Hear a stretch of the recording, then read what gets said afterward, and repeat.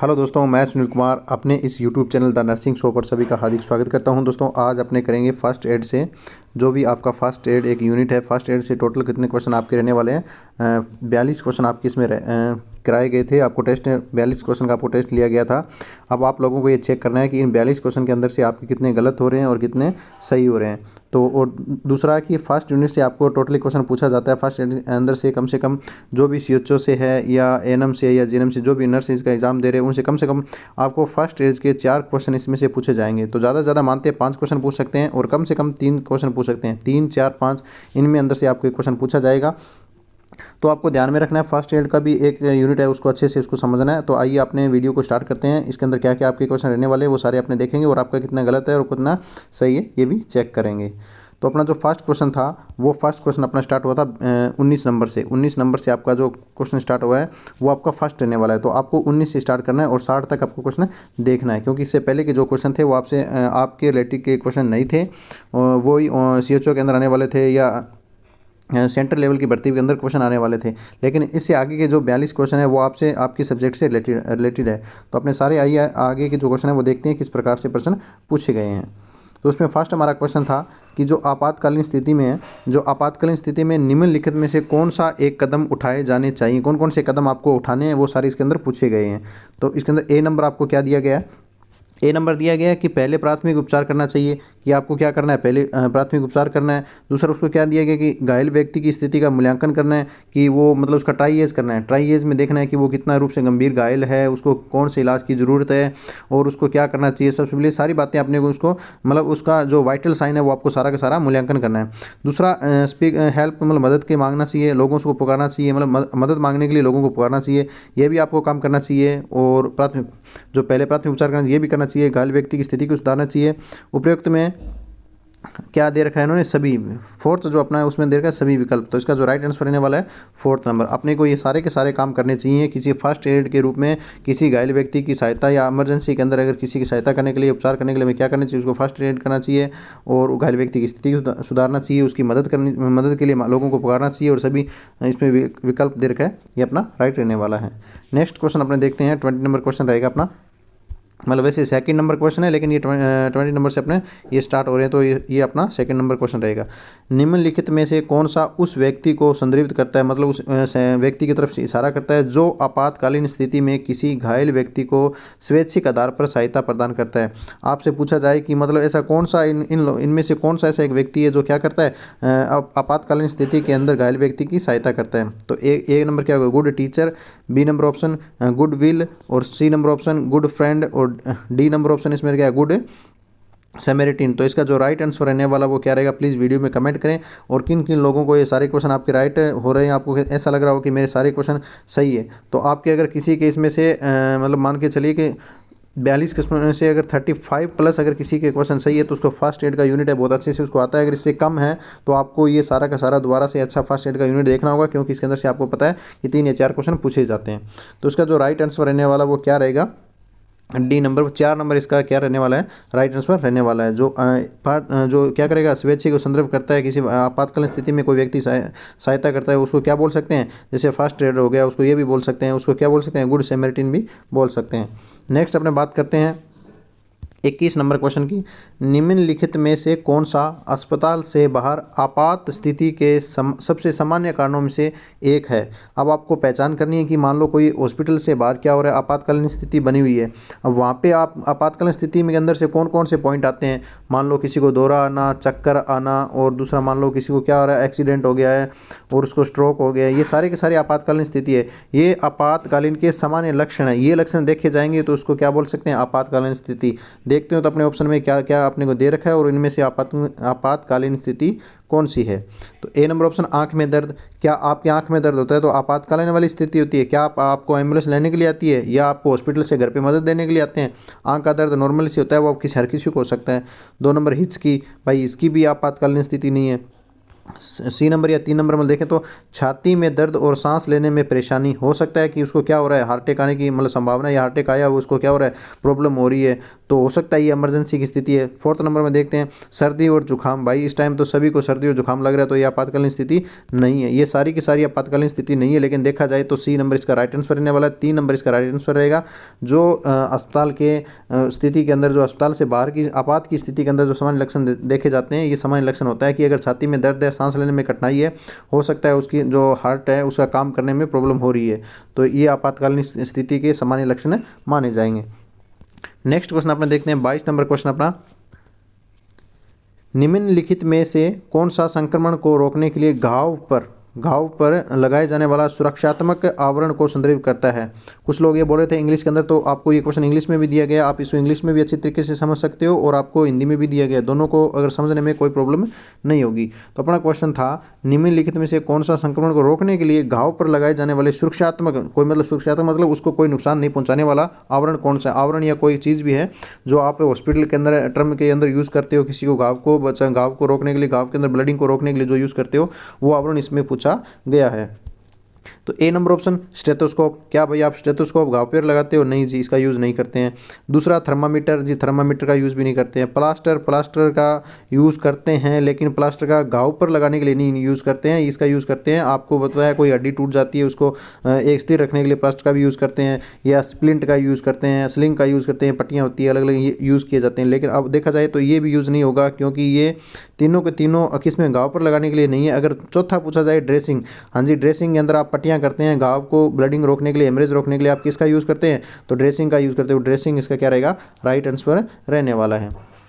Next अपने question करते हैं, तो अपने देखेंगे 23 नंबर क्वेश्चन में हमारा क्या, इसमें क्या पूछ रहा है कि निम्नलिखित में से कौन से एडहेसिव ड्रेसिंग का एक प्रकार है। एडहेसिव बोले तो आपकी जो पट्टियाँ होती है वो किस प्रकार की होती है? चिपकने वाली अगर होती है तो उनको क्या बोला जाता है? Adhesive dressing. जो चिपकने वाले गोज होते हैं, पट्टियाँ होती है, मान लो 1 इंच की, 2 इंच की, ये अलग अलग एडहेसिव क्या होती हैं? बैंडेज होती हैं, बैंडेड होती है, इनको क्या बोलते हैं? बैंडेड बोलते हैं, बैंडेड, एडहेसिव बैंडेड, तो चिपकने वाली पट्टियाँ। तो ए देखते हैं इसमें कौन सी होगी। A number option band-aid, 2 number option readymade sterile dressing, और 3 नंबर ऑप्शन गोज ड्रेसिंग, और 4 नंबर ऑप्शन है इम्प्रूव्ड ड्रेसिंग। क्या होगा? Improvised dressing. तो इसका जो राइट आंसर रहने वाला वो क्या रहेगा? प्लीज़ कमेंट करें, फटाफट कमेंट करें। और ये कितने टाइप की होती है ये भी कमेंट करें। बैंडेड कितने टाइप की होती है और बैंडेज कितने टाइप की होती है। आपसे पूछा जाए अगर हेड पर यूज़ करने वाली बैंडेज कौन सी है, अगर आपसे पूछा जाए कि पेट पर यूज़ करने के लिए कौन सी है, हाथ की कलाई पर यूज़ करने के लिए कौन सी है, हाथ को सहारा देने के लिए कौन सी बैंडेज यूज़ की जाती है, तो ये आपको सब जो भी बैंडेज के टाइप है आपको पता होना चाहिए, कितने प्रकार की बैंडेज होती है और बैंडेड भी कितने प्रकार की होती है, सारा का सारा आपको पता होना चाहिए। तो इसमें जो अपना राइट आंसर रहने वाला वो क्या रहने वाला है? बैंडेड। आंसर क्या रहेगा? बैंडेड। बैंडेड क्या है? एक अडेसिव क्या ड्रेसिंग है, जो चिपकने वाली है वो क्या है? बैंडेड है। नेक्स्ट अपने देखते हैं 24 नंबर क्वेश्चन के अंदर कि कोई स्लिंग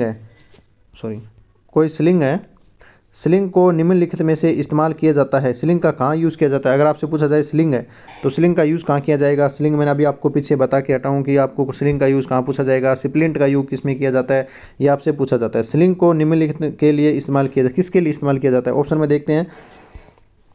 गले में अगर आपकी मोच हो रहा है, स्प्रेन हो रहा है, तो उसको क्या बोलेंगे? गले में मोच हो रहा है तो उसको क्या स्प्रिंग यूज़ करेंगे, आपको पता लगाना है। अगर आप बोले सिर की चोट, तो भाई सिर की चोट के लिए आपने स्प्रिंग यूज़ नहीं करते हैं। अगर आपसे पूछा जाए मोतियाबिंद की सर्जरी, भाई आंख से रिलेटेड है ही नहीं, ये आंख की मतलब अगर कोई भी आंख से रिलेटेड कोई बीमारी उसकी सर्जरी कर रही है उससे रिलेटेड ये नहीं है। अगर 4 नंबर पूछा जाए घायल हाथ को सहारा देते हुए, ज़रूर इसका जो राइट आंसर रहने वाला है घायल हाथ को सहारा देने के लिए स्लिंग का यूज किया जाता है। और स्प्लिंट का यूज़ किया जाता है, तो आपको पता है स्प्लिंट का मतलब होता है, स्प्लिंट अगर आपसे पूछा जाए स्प्लिंट का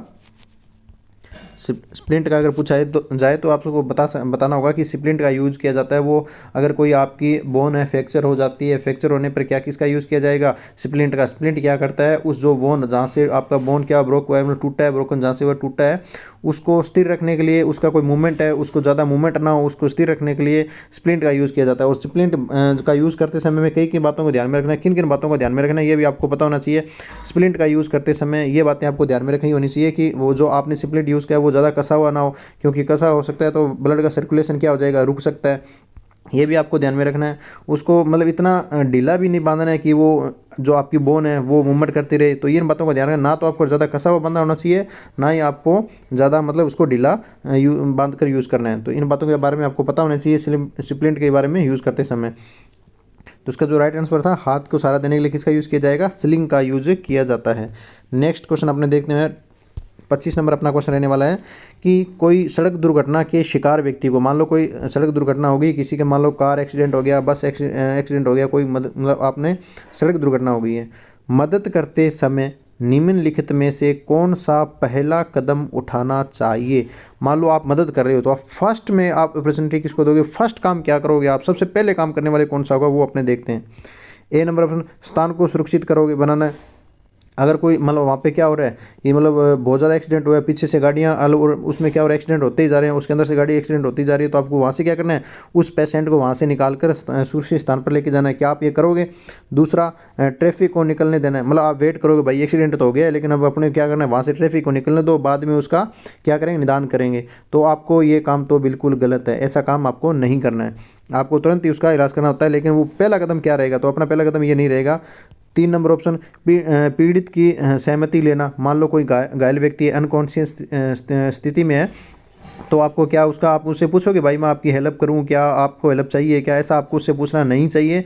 हाँ, और 4 नंबर ऑप्शन देखें, इनमें से कोई भी नहीं, तो ऐसा नहीं है, आपको ये ध्यान रखना है। अगर कोई मान लो एक्सीडेंट वगैरह हो गया है, गाड़ी वगैरह मान लो स्टार्ट है, तो सबसे पहले उसको बंद करना चाहिए, बंद कर उसको क्या करना चाहिए, पेशेंट को सुरक्षित स्थान पर लेकर जाना चाहिए। Marking the scans of safe, मतलब उसको क्या करना है, स्थान को सुरक्षित बनाना है आपको।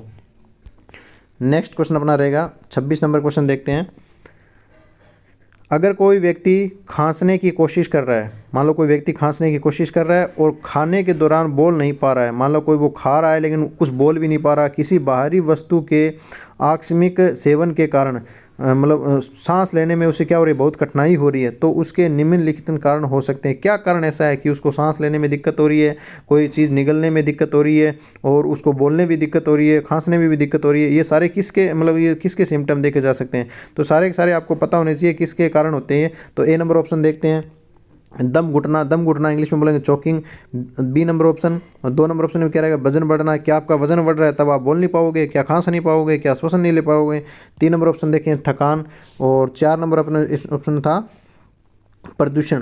तो इसका जो राइट आंसर रहने वाला है प्लीज़ कमेंट करें, क्या रहने वाला है। 4 नंबर है प्रदूषण। तो प्रदूषण तो हो ही नहीं सकता, प्रदूषण होगा तो आपको क्या खाना नहीं खा सकते, प्रदूषण में खाना भी खा सकते हो, सब भी कर सकते हो, लेकिन आपका इसमें जो राइट आंसर रहने वाला है प्लीज़ वीडियो में जल्दी से जल्दी कमेंट करें। और इसको दूर करने के लिए भी किसका यूज़ किया जाता है ये भी आप मुझे कमेंट करें। मान लो आपको क्या हो गया, चोकिंग हो गया, तो चोकिंग अगर किसी व्यक्ति को हो जाता है तो आपको क्या करना है वो भी ध्यान रखना है। चोकिंग में यूज़ की जाने वाली विधि का क्या नाम है, विधि जो आप टर्म यूज़ करते हो उसको क्या बोलते हो, ये भी प्लीज़ वीडियो में कमेंट करें। और जो भी अपने इस चैनल पर न्यू हैं तो प्लीज़ वीडियो को सब्सक्राइब लाइक करें और चैनल को सब्सक्राइब जरूर करें। तो इसका जो राइट आंसर रहने वाला है, इस 26 नंबर का जो राइट आंसर रहेगा वो रहेगा चोकिंग। अगर किसी व्यक्ति के अंदर चोकिंग हो जाती है तो वो बोल नहीं सकता, वो कोई चीज़ खा नहीं सकता ढंग से, और ना ही उसे सांस लेने में दिक्कत हो सकती है। वो सांस लेने में क्या होगी, उसको कठिनाई होगी। तो कठिनाई होती है उसको क्या बोलते हैं, डिसएपनिया। क्या बोलेंगे, डिसएपनिया। तो कठिनाई होने पर वो क्या होगी, उसको डिसएपनिया। और अफेक्सिया भी क्या हो सकता है, एक चोकिंग हो सकता है। तो दूसरा आगे अपने इसमें बात करते हैं, अगर किसका यूज़ किया जाता है तो इसमें हेमलिच मैन्यूवर का विधि का यूज़ किया जाता है। किसी व्यक्ति के अंदर चोकिंग हो जाती है तो उसको मतलब उसको सही करने के लिए किसका यूज़ किया जाएगा, हेमलिच मैन्यूवर का यूज़ किया जाता है। अब अपने बात करते हैं 27 नंबर क्वेश्चन की। किसी घायल को कम दूरी तक ले जाने के लिए एकल बचाव करता, मान लो कोई चीज़ क्या हो गया, कोई पेशेंट है बेहोश है किसी स्थिति में, मान लो वहाँ आग लग गई है या किसी मतलब हॉस्पिटल के अंदर आपके आग लगी है, तो आपको ले जाने बचाने के लिए आप सबसे बचावकर्ता द्वारा जो कौन सा सबसे तेज़ निकासी का तकनीकी है, मतलब उसको बाहर निकालने के लिए कौन सी सबसे बेस्ट तकनीकी रहेगी। ए नंबर देखते हैं एंकल पुल, 2 नंबर स्टम्प पुल, 3 नंबर पर एल्बो पुल, 4 नंबर पर शोल्डर पुल। तो आपको ये सबसे ज़्यादा आपको पता होना चाहिए कि शिफ्टिंग के जो होता है उसको मतलब कोई पेशेंट को शिफ्टिंग किया जाता है वो कितने टाइप से किया जाता है। 1% कैसे करेगा, उसको 2% कैसे करेगा, अगर उसको 3% है उसको कैसे करेगा, 4% है उसको कैसे करेगा। आपसे भी ये भी पूछा जाता है कि स्ट्रेचर से मतलब व्यक्ति को ट्रांसफ़र करने के लिए कितने कम से कम कितने मतलब कितने व्यक्तियों की ज़रूरत होती है। वहाँ पर 2 भी होगा, 3 भी होगा, 4 भी होगा, 1 भी होगा। तो स्ट्रेचर से अगर किसी व्यक्ति को अगर वहाँ पे ले जाना हो, आपको हॉस्पिटल के अंदर ले जाना हो, एम्बुलेंस के अंदर ले जाना हो, तो आपको कितने व्यक्तियों की ज़रूरत होती है? वहाँ पे 4 आपको राइट ट्रांसफ़र करना होगा। कम से कम आपको क्या होना चाहिए? 4 व्यक्ति अगर पास में है तो आपको उसका यूज़ करना है। लेकिन यहाँ आपसे पूछा गया है कि कौन सी एकल विधि, मतलब एकल बचाव करता है, सिंगल पर्सन है, सिंगल पर्सन अगर वो उसको बचाव कर रहा है तो सबसे बेस्ट तरीका कौन सा रहेगा? ए नंबर आपको बता दिया। तो इसमें जो राइट आंसर रहने वाला वो क्या रहेगा? एंकल पुल। एंकल पुल से क्या करेगा? अब एंकल पुल क्या होता है? मान लो उसको पैर घुटने के से वहाँ से पकड़कर उसको घिसकर वहाँ से बचाकर वो लेके जाना होता है। दूसरा स्टम्प पुल है, स्टम्प पुल आपको पता होना चाहिए। एल्बो पुल क्या होता है ये भी सारा पता होना चाहिए। शोल्डर पुल भी आपको पता होना चाहिए कहाँ से पकड़ कर लेके जाया जाता है। अब इनके अंदर सबसे आपको ये ध्यान रखनी है कि अगर कोई पेशेंट अनकॉन्शियस स्थिति में है तो आपको उसको ध्यान रखना है, उसकी जो मतलब श्वसन मार्ग है वो तो एयर ब्रीथिंग है, ये सारा कुछ आपको उसको चेक करना है, उसमें कोई प्रॉब्लम नहीं होनी चाहिए। तो ये बातें आपको ध्यान में रखनी है। नेक्स्ट अपने बात करते हैं 28 नंबर। मरीज़ को स्ट्रेचर पर लादने के लिए निम्नलिखित में से कौन सी विधि का उपयोग किया जाता है? आपसे पूछा गया मरीज़ को स्ट्रेचर पर लादने के लिए, अगर स्ट्रेचर से ले जाने के लिए बोले जाए तो 4 लोगों का यूज़ किया जाएगा। लेकिन सबसे पहले मरीज़ कहीं रोड पर एक्सीडेंट हो गया तो वहाँ आपको पता है रोड से अगर स्ट्रेचर पर लादने के लिए जो विधि यूज़ की जाती है, या स्ट्रेचर हॉस्पिटल के अंदर यूज़ करते हो, हॉस्पिटल के अंदर स्ट्रेचर है, उस स्ट्रेचर से आपको क्या करना है? ये स्ट्रेचर है, मान लो आपको इस बेड पर आपको उसको व्यक्ति को शिफ्ट करना है, तो किस विधि का यूज़ करोगे?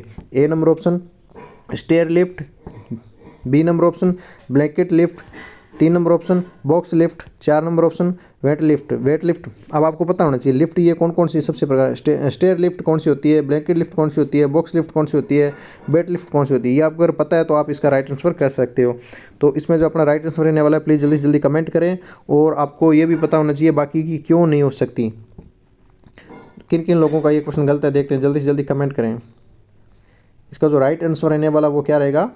2 नंबर ब्लैंकेट। ब्लैंकेट लिफ्ट का यूज़ करोगे। मान लो कोई व्यक्ति है इस पे लेटा, स्ट्रेचर पे है, स्ट्रेचर से ऊपर जाने के लिए इसके अंदर जो एक चादर या कम्बल जो यूज़ की जाती है, इस कम्बल डायरेक्ट चादर को चारों तरफ से पकड़कर उस पेशेंट को इस बेड पर शिफ्ट किया जाता है, इस बेड पर शिफ्ट किया जाता है, उसे ही बोलते हैं, क्या बोलेंगे? ब्लैंकेट लिफ्ट कहा जाता है।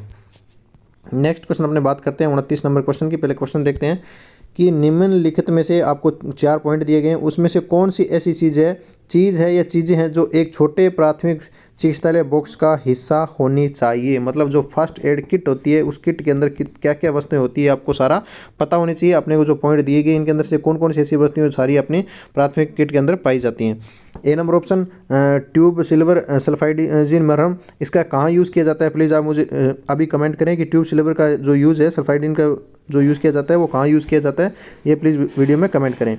2 नंबर ऑप्शन दे रखा है पैकेज एब्सॉर्बेट स्टेलाइज्ड कॉटन, इसका कहाँ यूज़ किया जाता है? हॉस्पिटल के अंदर आप यूज़ करते हो, ब्लडिंग के अंदर उसको जो हेमरेज है उसको रोकने के लिए इसका यूज़ किया जाता है। दूसरा आपको ये ध्यान रखना है कि मतलब ये आपको इसमें प्रश्न ये पूछा गया है कि कौन कौन से इनमें से मतलब वो फर्स्ट किट होती है उसके अंदर यूज़ की जाने वाली वस्तुएं उसमें रखी जाती हैं। 3 नंबर ऑप्शन बैंडेड या ट्रिप्स, आपको पता है बैंडेड आपको बताया था, पता होना चाहिए बैंडेड किस क्या होती है, चिपकने वाले स्ट्रिप्स होते हैं वो क्या होते हैं, आपको सारा कुछ पता होना चाहिए मेडिकल के अंदर। अब चौथा नंबर है सभी विकल्प, तो इसका जो राइट आंसर रहने वाला वो क्या रहेगा?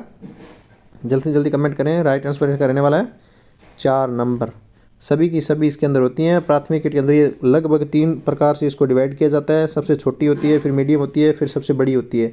बड़ी के अंदर और आपको ध्यान रखना है, अगर इसमें क्या आपसे ये क्वेश्चन पूछा गया था कि कौन सा निम्न में से कौन सा जो प्राथमिक किट का हिस्सा नहीं है, जैसे उसमें लिखा हुआ था बेड उपचार, तो बेड उपचार प्राथमिक किट का हिस्सा नहीं है। बाकी बहुत सी चीज़ें होती है जो प्राथमिक किट के अंदर यूज़ की जाती हैं, वो सारी की सारी आपको पता होनी चाहिए, तो आपको ये भी पूछा जा सकता है। नेक्स्ट क्वेश्चन अपने बात करते हैं निम्नलिखित में से कौन सा आमतौर पर किसी गैर विशेषज्ञ व्यक्ति द्वारा किसी बीमारी या चोट के लिए प्राथमिक देखभाल का प्रावधान है? तो मगर आप अगर कोई व्यक्ति मतलब क्या कर रहा है, किसी भी मतलब घटनास्थल पर अगर उसका इलाज कर रहा है तो उसको क्या कहलाएगा, उसको क्या कह सकते हैं? तो ये सारी बातें आपको पता होनी चाहिए। मतलब जो फर्स्ट एड कर मतलब जो प्राथमिक उपचार कर रहा है, फर्स्ट एड कर रहा है, जो उसको क्या बोल सकते हैं?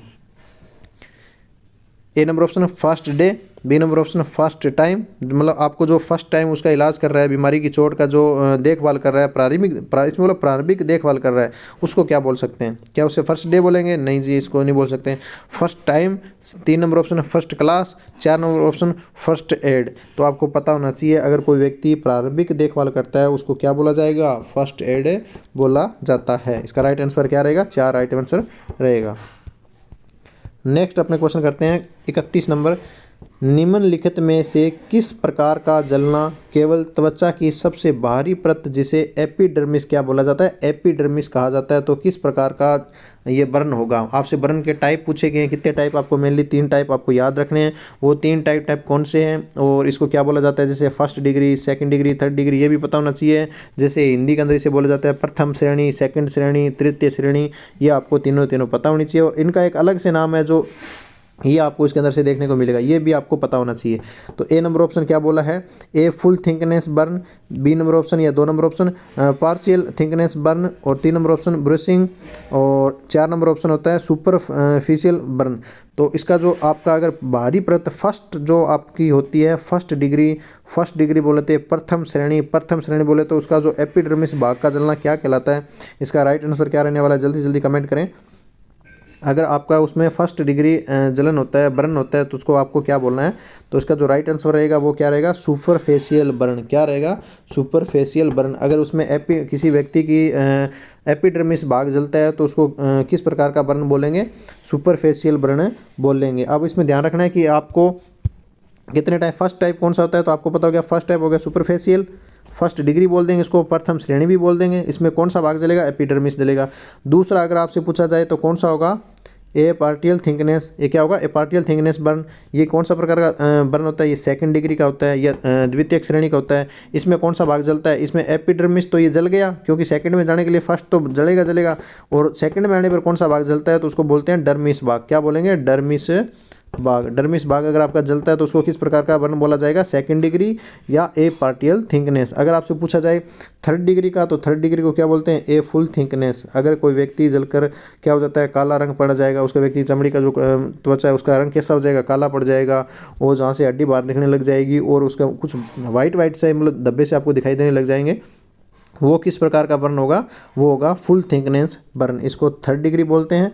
थर्ड डिग्री के अंदर आपका एपिडर्मिस भी भाग जल जाता है, डर्मिस भाग भी जल जाएगा, और मस्कुलस जो भी मांसपेशियां हैं ये सारी जलने के कारण क्या कौन सा आपका बर्न होगा। तो आपसे पूछा जाए तो क्या होगा, A full thickness burn. Third degree तृतीय श्रेणी इसे बोला जाता है। तो ये सारी किसकी श्रेणी में आते हैं, सारी बर्न की जो कैटेगरी है वो सारा इसके अंदर आपको देखने को मिलेगा। नेक्स्ट क्वेश्चन अपने करते हैं, 32 नंबर अपना क्वेश्चन है, जब किसी व्यक्ति को ऐंठन हो तो निम्नलिखित में से क्या कहा जाता है। कोई व्यक्ति को ऐंठन होगी, ऐंठन का मतलब क्या बोलते हैं, मतलब कोई दौरे आ रहे हैं उसको क्या बोले, दौरे आना, सीजर्स उसको आ रहे हैं, सीजर आने मतलब दौरे आने, वो क्या बोला जाएगा, ऐंठन बोला जाएगा। अब व्यक्ति को ऐंठन आ रहे हैं तो आपको क्या करना चाहिए, आपसे पूछा कि क्या निम्नलिखित में क्या करना चाहिए और क्या चीज़ें नहीं करनी चाहिए, आपको पता होनी चाहिए। ए नंबर ऑप्शन, पीड़ित को इधर उधर घुमाएं। क्या आपको उसको ज़्यादा इधर उधर घुमाना है, ऐंठन आ रहा है तो भाई आपको उसको कुछ नहीं करना है, गलत है। 2 नंबर ऑप्शन, झटकों को रोकें। भाई आपको झटकों को रोकने प्रयास नहीं करना है, हो सकता है उसको क्या हो सकती है, इंजरी हो सकती है, चोट लग सकती है। 3 नंबर ऑप्शन, प्रभावित व्यक्ति को जगाए रखें। कोई व्यक्ति क्या रहा है मतलब उसको मतलब ऐंठन या दौरे आ रहे हैं तो उसको जगाने की कोशिश करना है। तो दूसरा ये भी अपने को नहीं करना है। अगर पूछा जाए 4 नंबर, प्रभावित व्यक्तियों के मुँह हाथ में कुछ न डालें। आपको यही काम करना है, उसके प्रभावित व्यक्ति को मुँह में उसके क्या करना है, आपको कुछ भी नहीं डालना है, आपका हाथ वगैरह कुछ नहीं डालना है। क्योंकि अगर कोई किसी को ऐंठन आ रहा है तो उसकी जीभ कहाँ चली जाती है, जीभ अपने पिछले भाग में कहाँ जाती है, जो श्वासन मारा गया वहाँ जाकर अवरोधन का काम करती है। अगर अपने उसको किसी हाथ वगैरह से निकालने की कोशिश करेंगे तो उसको ऐंठन आते हैं, उसकी मांसपेशियाँ सिकुड़ने लग जाती है। सिकुड़ने के कारण हो सकता है अपनी जो उंगली वगैरह कोई अगर हाथ का यूज़ करते हैं तो उसको इंजरी हो सकती है। तो इससे बचने के लिए उसके मुंह में आपको क्या नहीं करना चाहिए, प्रभावित व्यक्ति को मुंह हाथ में नहीं डालना चाहिए। आपको काम करना है कि आपकी उसको में क्या नहीं करना है, उसको हाथ नहीं डालना है, उंगली नहीं डालनी है, कहीं कहाँ उसके मुंह में नहीं डालनी है। क्यों, किसके लिए, उसकी जीभ का श्वसन मार्ग रोधन को रोकने के लिए इसका यूज़ आपको नहीं करना है। और बाकी सारे ये बोल रहा है कि दूर घुमाएंगे, ऐसा काम नहीं करेंगे हमें तो ये करना है कि उसको स्थिर रखेंगे, झटकों को रोकेंगे नहीं। भाई उसको झटकों को नहीं रोकना है क्योंकि उसको दौरे लगेंगे तो हो सकता है अपने हाथ को जोर से पकड़ेंगे तो इसको इंजरी हो सकती है। प्रभावित व्यक्ति को जगाए रखना है, क्यों जगाए रखेंगे, वो उसको क्या अनकॉन्शियस स्थिति में तो वो जाग ही नहीं सकता, इसलिए उसको एक जहाँ साफ जगह है वहाँ उसको लेटा दो और जब तक उसका दौरा आता रहे उसको चलने दो। उसके बाद में आसपास जो भी वस्तुएं हैं उसको हटा दो, वहाँ से रिमूव कर दो ताकि उसको कोई नुकसान ना पहुँचाए। आपको उसको खाने पीने के लिए भी कुछ भी नहीं देना है। ये बातें आपको सारी पता होनी चाहिए। नेक्स्ट अपने क्वेश्चन करते हैं, 33 नंबर अपना क्वेश्चन है, जलने की स्थिति में ढकने के लिए निम्नलिखित में से क्या करना चाहिए। अगर कोई व्यक्ति जल जाता है उसको ढकना है, अब कोई व्यक्ति जल गया उसको ढकने के लिए आपको निम्नलिखित में से क्या बातें करनी चाहिए। सबसे पहले क्वेश्चन को पढ़ते ही आपको पता होनी चाहिए कि आपको क्या क्या बातें ध्यान में रखनी होती हैं, किस प्रकार से उसको ढकना है, जले हुए व्यक्ति को हमें किस प्रकार से फर्स्ट एड करना है, उसका बचाव किस प्रकार से करना है, ये सारी बातें आपको पता होनी चाहिए, नॉर्मल सी बातें होती हैं। ए नंबर से आप ऑप्शन में देखें, जले हुए हिस्से को साफ कपड़े से ढकना चाहिए। बी नंबर ऑप्शन या 2 नंबर ऑप्शन बोले तो कसकर पट्टी बांधनी चाहिए। कोई बाग जल गया उसके ऊपर जोर से पट्टी बांध देना चाहिए, बैंड मतलब उसमें ड्रेसिंग करनी चाहिए। 3 नंबर ऑप्शन गोबर लगाना चाहिए, कोई मान लो वहाँ पे गोबर वगैरह का यूज़ करना चाहिए। 4 नंबर ऑप्शन पत्तियों का लेप लगाना चाहिए, मान लो कोई जल गया तो उसके ऊपर पत्तियाँ बड़े बड़े मतलब पत्ते होते हैं, जैसे केले के छिलके होते हैं, बड़े बड़े पत्ते किसी पेड़ के पत्ते होते हैं, तो वो यूज़ करना चाहिए। तो आपको इसमें क्या करना चाहिए, सबसे बेस्ट तरीका कौन सा है, मतलब क्या करना आपको ये पूछा गया, या क्या नहीं करना। नहीं करना पूछे तो आपको ध्यान रखना है कौन कौन सी बातें आपको नहीं करनी और कौन सी करनी है, ये भी आपको पता होना चाहिए। तो इसका प्लीज़ राइट आंसर क्या है प्लीज़ कमेंट करें, वीडियो में जल्दी जल्दी कमेंट करें किन किन का लोगों का ये क्वेश्चन सही है और किन लोगों का गलत है। ये सब अपने आप जब कमेंट करते हो तब आप जब कमेंट देखते हो तो आपको पता चल जाता है कि हमारे के साथ लोग हैं किन किन गलत हो रहे हैं और किन किन के सही हो रहे हैं। तो इसका जो राइट आंसर रहने वाला है वो क्या रहेगा, जले हुए हिस्से को साफ कपड़े से ढकना चाहिए। ए नंबर इसका राइट आंसर रहने वाला है, क्योंकि अगर कोई व्यक्ति जला हुआ है तो मान लो 3rd डिग्री जल गया, अब इसने ये नहीं बोला 1st डिग्री का जला हुआ है, 2nd डिग्री का जला हुआ है, 3rd डिग्री का जला हुआ है, ऐसे कुछ नहीं बोला। मान लो वो अगर 3rd डिग्री का जला हुआ है तो आप उसको क्या करोगे, वहाँ पे क्या उसको कसकर पट्टी बांध दोगे। आपको ऐसा नहीं करना है, कोई पट्टी वगैरह उसको नहीं यूज़ करनी है। गोबर का लेप ये भी आपको नहीं करना है, ये सारे नहीं करने हैं। पत्तियों का लेप ये भी नहीं करना है, सिर्फ यूज़ करना है तो उसको जले हुए भाग पर क्या करना है, एक साफ़ कपड़े से उसको ढक दो। साफ़ कपड़े ढकोगे तो इन्फेक्शन होने से बच सकता है, ये आपको काम करना है। इस प्रकार से आपको ये नॉर्मली फर्स्ट एड के अंदर क्वेश्चन देखने को मिलेंगे, कोई ज़्यादा टफ क्वेश्चन आपसे नहीं पूछा जाता। जो फर्स्ट एड होता है उसके अंदर नॉर्मली यूनिट के अंदर नॉर्मली क्वेश्चन आपसे पूछे जाते हैं, लेकिन इन नॉर्मल थ्योरी के अंदर भी आपको क्या हो जाते हैं, बहुत सारे गलत हो जाएंगे। बहुत लोगों के इसमें से बहुत क्वेश्चन गलत भी होंगे और बहुत लोगों के बिल्कुल सही भी होंगे। निम्नलिखित में से क्या स्पोर्ट्स इंजरी खेल चोट नहीं, मतलब जो एक खेल है, कोई व्यक्ति खेल रहा है तो वो एक खेल की चोट होने वाली आपसे पता होनी चाहिए। कोई व्यक्ति या कोई बच्चा है अगर वो खेल रहा है उसके चोट लग जाती है तो वो किस प्रकार की चोट होती है और कौन कौन सी चोटें नहीं होती हैं। तो आपसे पूछा गया कौन सी चोट इसमें नहीं होती। अब आपसे ऑप्शन में देखते हैं, ए नंबर ऑप्शन लेब्रेशन। अगर कोई लेब्रेशन, अब आपसे पूछा जाए लेब्रेशन किस प्रकार की चोट है या किस प्रकार का बाउंड है या पता होना किस प्रकार का घाव होता है, इसको घाव में टाइप किया गया है। 2 नंबर ऑप्शन स्प्रेन। स्प्रेन क्या होता है, मोच आना और एंटन बनना, क्या बोलेंगे प्लीज़ वीडियो में कमेंट करें फटाफट। 3 नंबर ऑप्शन बोले तो एनोरेक्सिया। एनोरेक्सिया क्या चीज़ है। 4 नंबर ऑप्शन पंक्चर, मतलब पंक्चर वुंड। अब बाउंड मतलब क्या हो गया, अब आपको ध्यान रखना है कि पंक्चर वुंड क्या होता है। मान लो कोई जैसे कील लगना, जैसे ट्यूब होती है अंदर कील लगने के बाद एक छोटा सा छेद हो जाता है, उसको किस प्रकार का बोला जाएगा, पंक्चर बाउंड बोला जाता है। अगर 2 नंबर में देखें तो एनोरेक्सिया। एनोरेक्सिया क्या, प्लीज़ वीडियो में कमेंट करें, एनोरेक्सिया किसे कहा जाता है, किससे रिलेटेड से संबंध है। तो इसको आपसे पूछा गया कौन सा नहीं है, तो उसका जो राइट आंसर रहने वाला है वो एनोरेक्सिया ही रहेगा। 3 नंबर इसका राइट आंसर रहने वाला है। लेकिन ये इसका अर्थ क्या होता है प्लीज़ आप मुझे वीडियो में कमेंट करें, किन किन लोगों को ये पता है कि एनोरेक्सिया का मतलब क्या है। तो इसका जो राइट आंसर है ये एनोरेक्सिया ही रहेगा, क्योंकि अगर कोई व्यक्ति खेल रहा है, लेब्रेशन मतलब उसको मतलब रगड़ लगना, कोई रगड़ लगकर उसको क्या लग जाती है, रगड़ लगना, चीरे लगना। चीरा अलग हो गया, एब्रेशन हो गया, लेकिन लेग्रेशन का मतलब होता है उसको रगड़ लगना। दूसरा स्प्रेन, मोच आना, जैसे उसमें अगर देखा जाए पंक्चर वुंड तो उसको नॉर्मली क्या हो गया, पंक्चर हो गया, कील वगैरह लगकर क्या हो जाता है, उसको चोट लग सकती है। लेकिन कौन नहीं लगेगी, तो कौन सी चोट नहीं लगेगी, तो एनोरेक्सिया उसको चोट से संबंधित नहीं है। ये किससे संबंधित है आप प्लीज़ वीडियो में कमेंट कर मुझे बताएं। नेक्स्ट क्वेश्चन अपना है 35 नंबर क्वेश्चन देखेंगे।